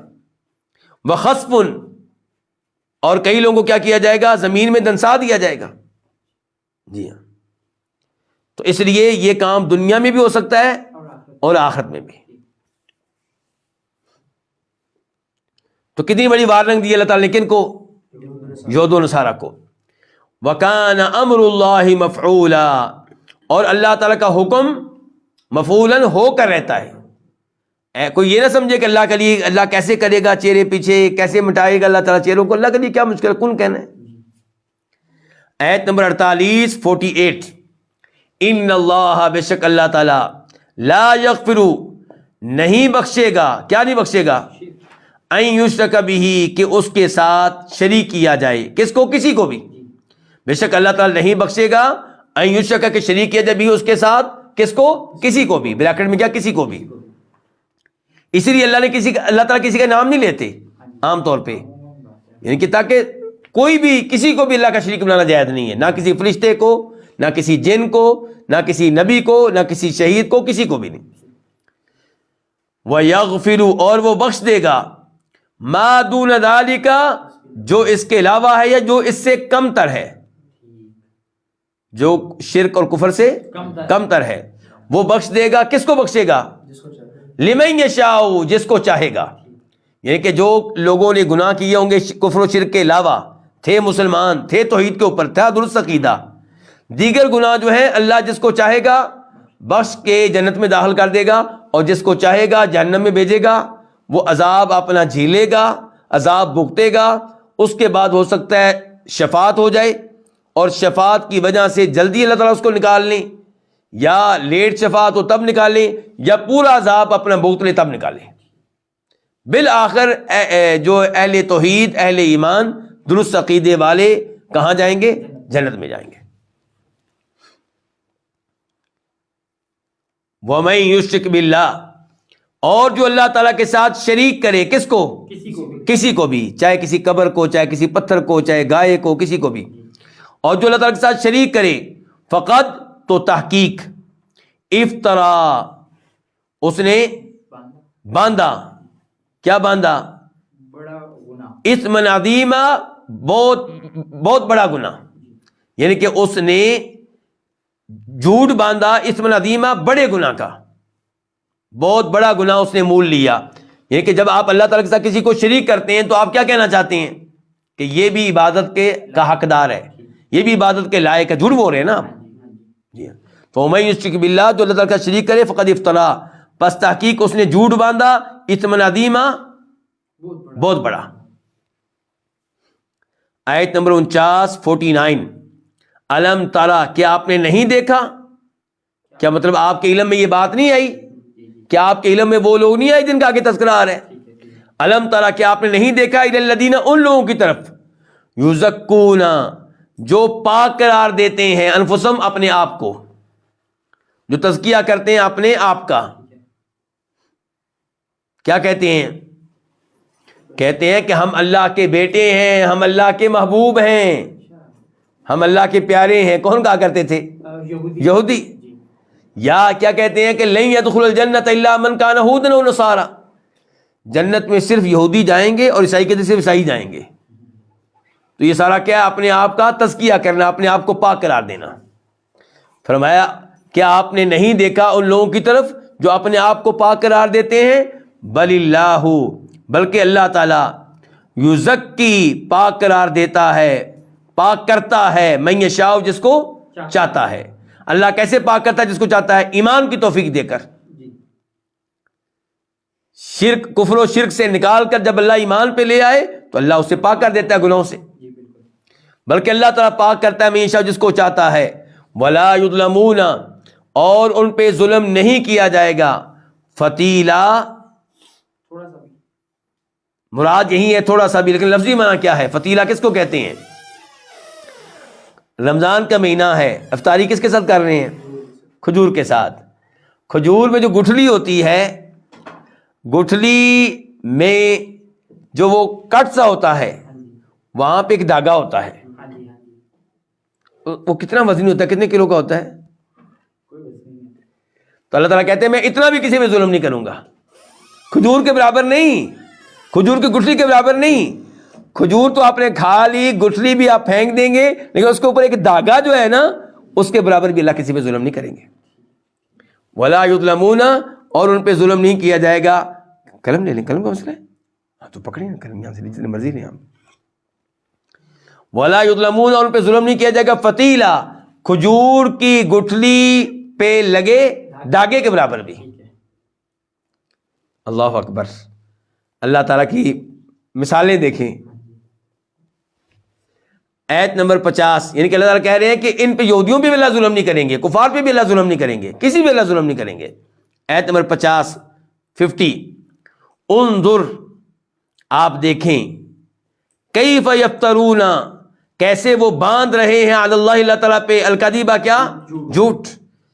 کیا یہ اللہ پہ جھوٹ نہیں ہے کہ جناب جنت میں یہودی جائیں گے؟ کیا اللہ نے یہ کہا، یہ گارنٹی دی ہے؟ یعنی کہ کہنے والا تو یہی کہنا چاہتا ہے نا کہ جنت پہ مرضی کس کی چلنی ہے؟ اللہ کی. جب آپ کہتے ہیں جنت میں صرف یہودی جائیں گے، اس کا مطلب یہ ہے کہ اللہ تعالیٰ نے یہ بات کہی ہے، اللہ کا یہ اعلان ہے. پھر آپ کا کہنا ہے کہ ہم اللہ کے بیٹے ہیں، جبکہ اللہ بیٹوں سے پاک ہے. تو یہ سب اللہ پہ جھوٹ ہیں. فرمایا انظر، دیکھیے کیسے وہ اللہ تعالیٰ پہ جھوٹ باندھتے ہیں. وکفا، اور کافی ہے، بھی، یہ کیا؟ یہ جو جھوٹ ہے، اللہ پہ جھوٹ باندھنا، یہ کافی ہے، اثم مبینہ، واضح گناہ ہونے کے اعتبار سے. کوئی یعنی کہ کوئی یہ نہ سمجھے کہ چھوٹا جرم ہے، یہ بڑا گناہ ہونے کے اعتبار سے، واضح گناہ ہونے کے اعتبار سے اتنا ہی کافی ہے. جبکہ ان کی تو پوری زندگی ایسے جرائم سے بھری پڑی ہے. بات ہے جی یہاں تک علماء کرام. اللہ رب العزت سے دعا ہے کہ اللہ تعالی ہمیں یہودیوں جیسی ان حرکات سے بچائے، ان جرائم سے بچائے. اللہ تعالی ہمیں اہل توحید میں سے رکھے اور توحید پہ ہی موت دے، اور اللہ تعالیٰ ہمیں عذاب قبر سے عذاب جہنم سے محفوظ رکھے۔ اللہ ہمیں ان میں شامل فرما دے جو بغیر کسی حساب کے، بغیر کسی عذاب کے کہاں جائیں گے؟ جنت میں جائیں گے۔ وآخر دعوانا الحمد للہ رب العالمین۔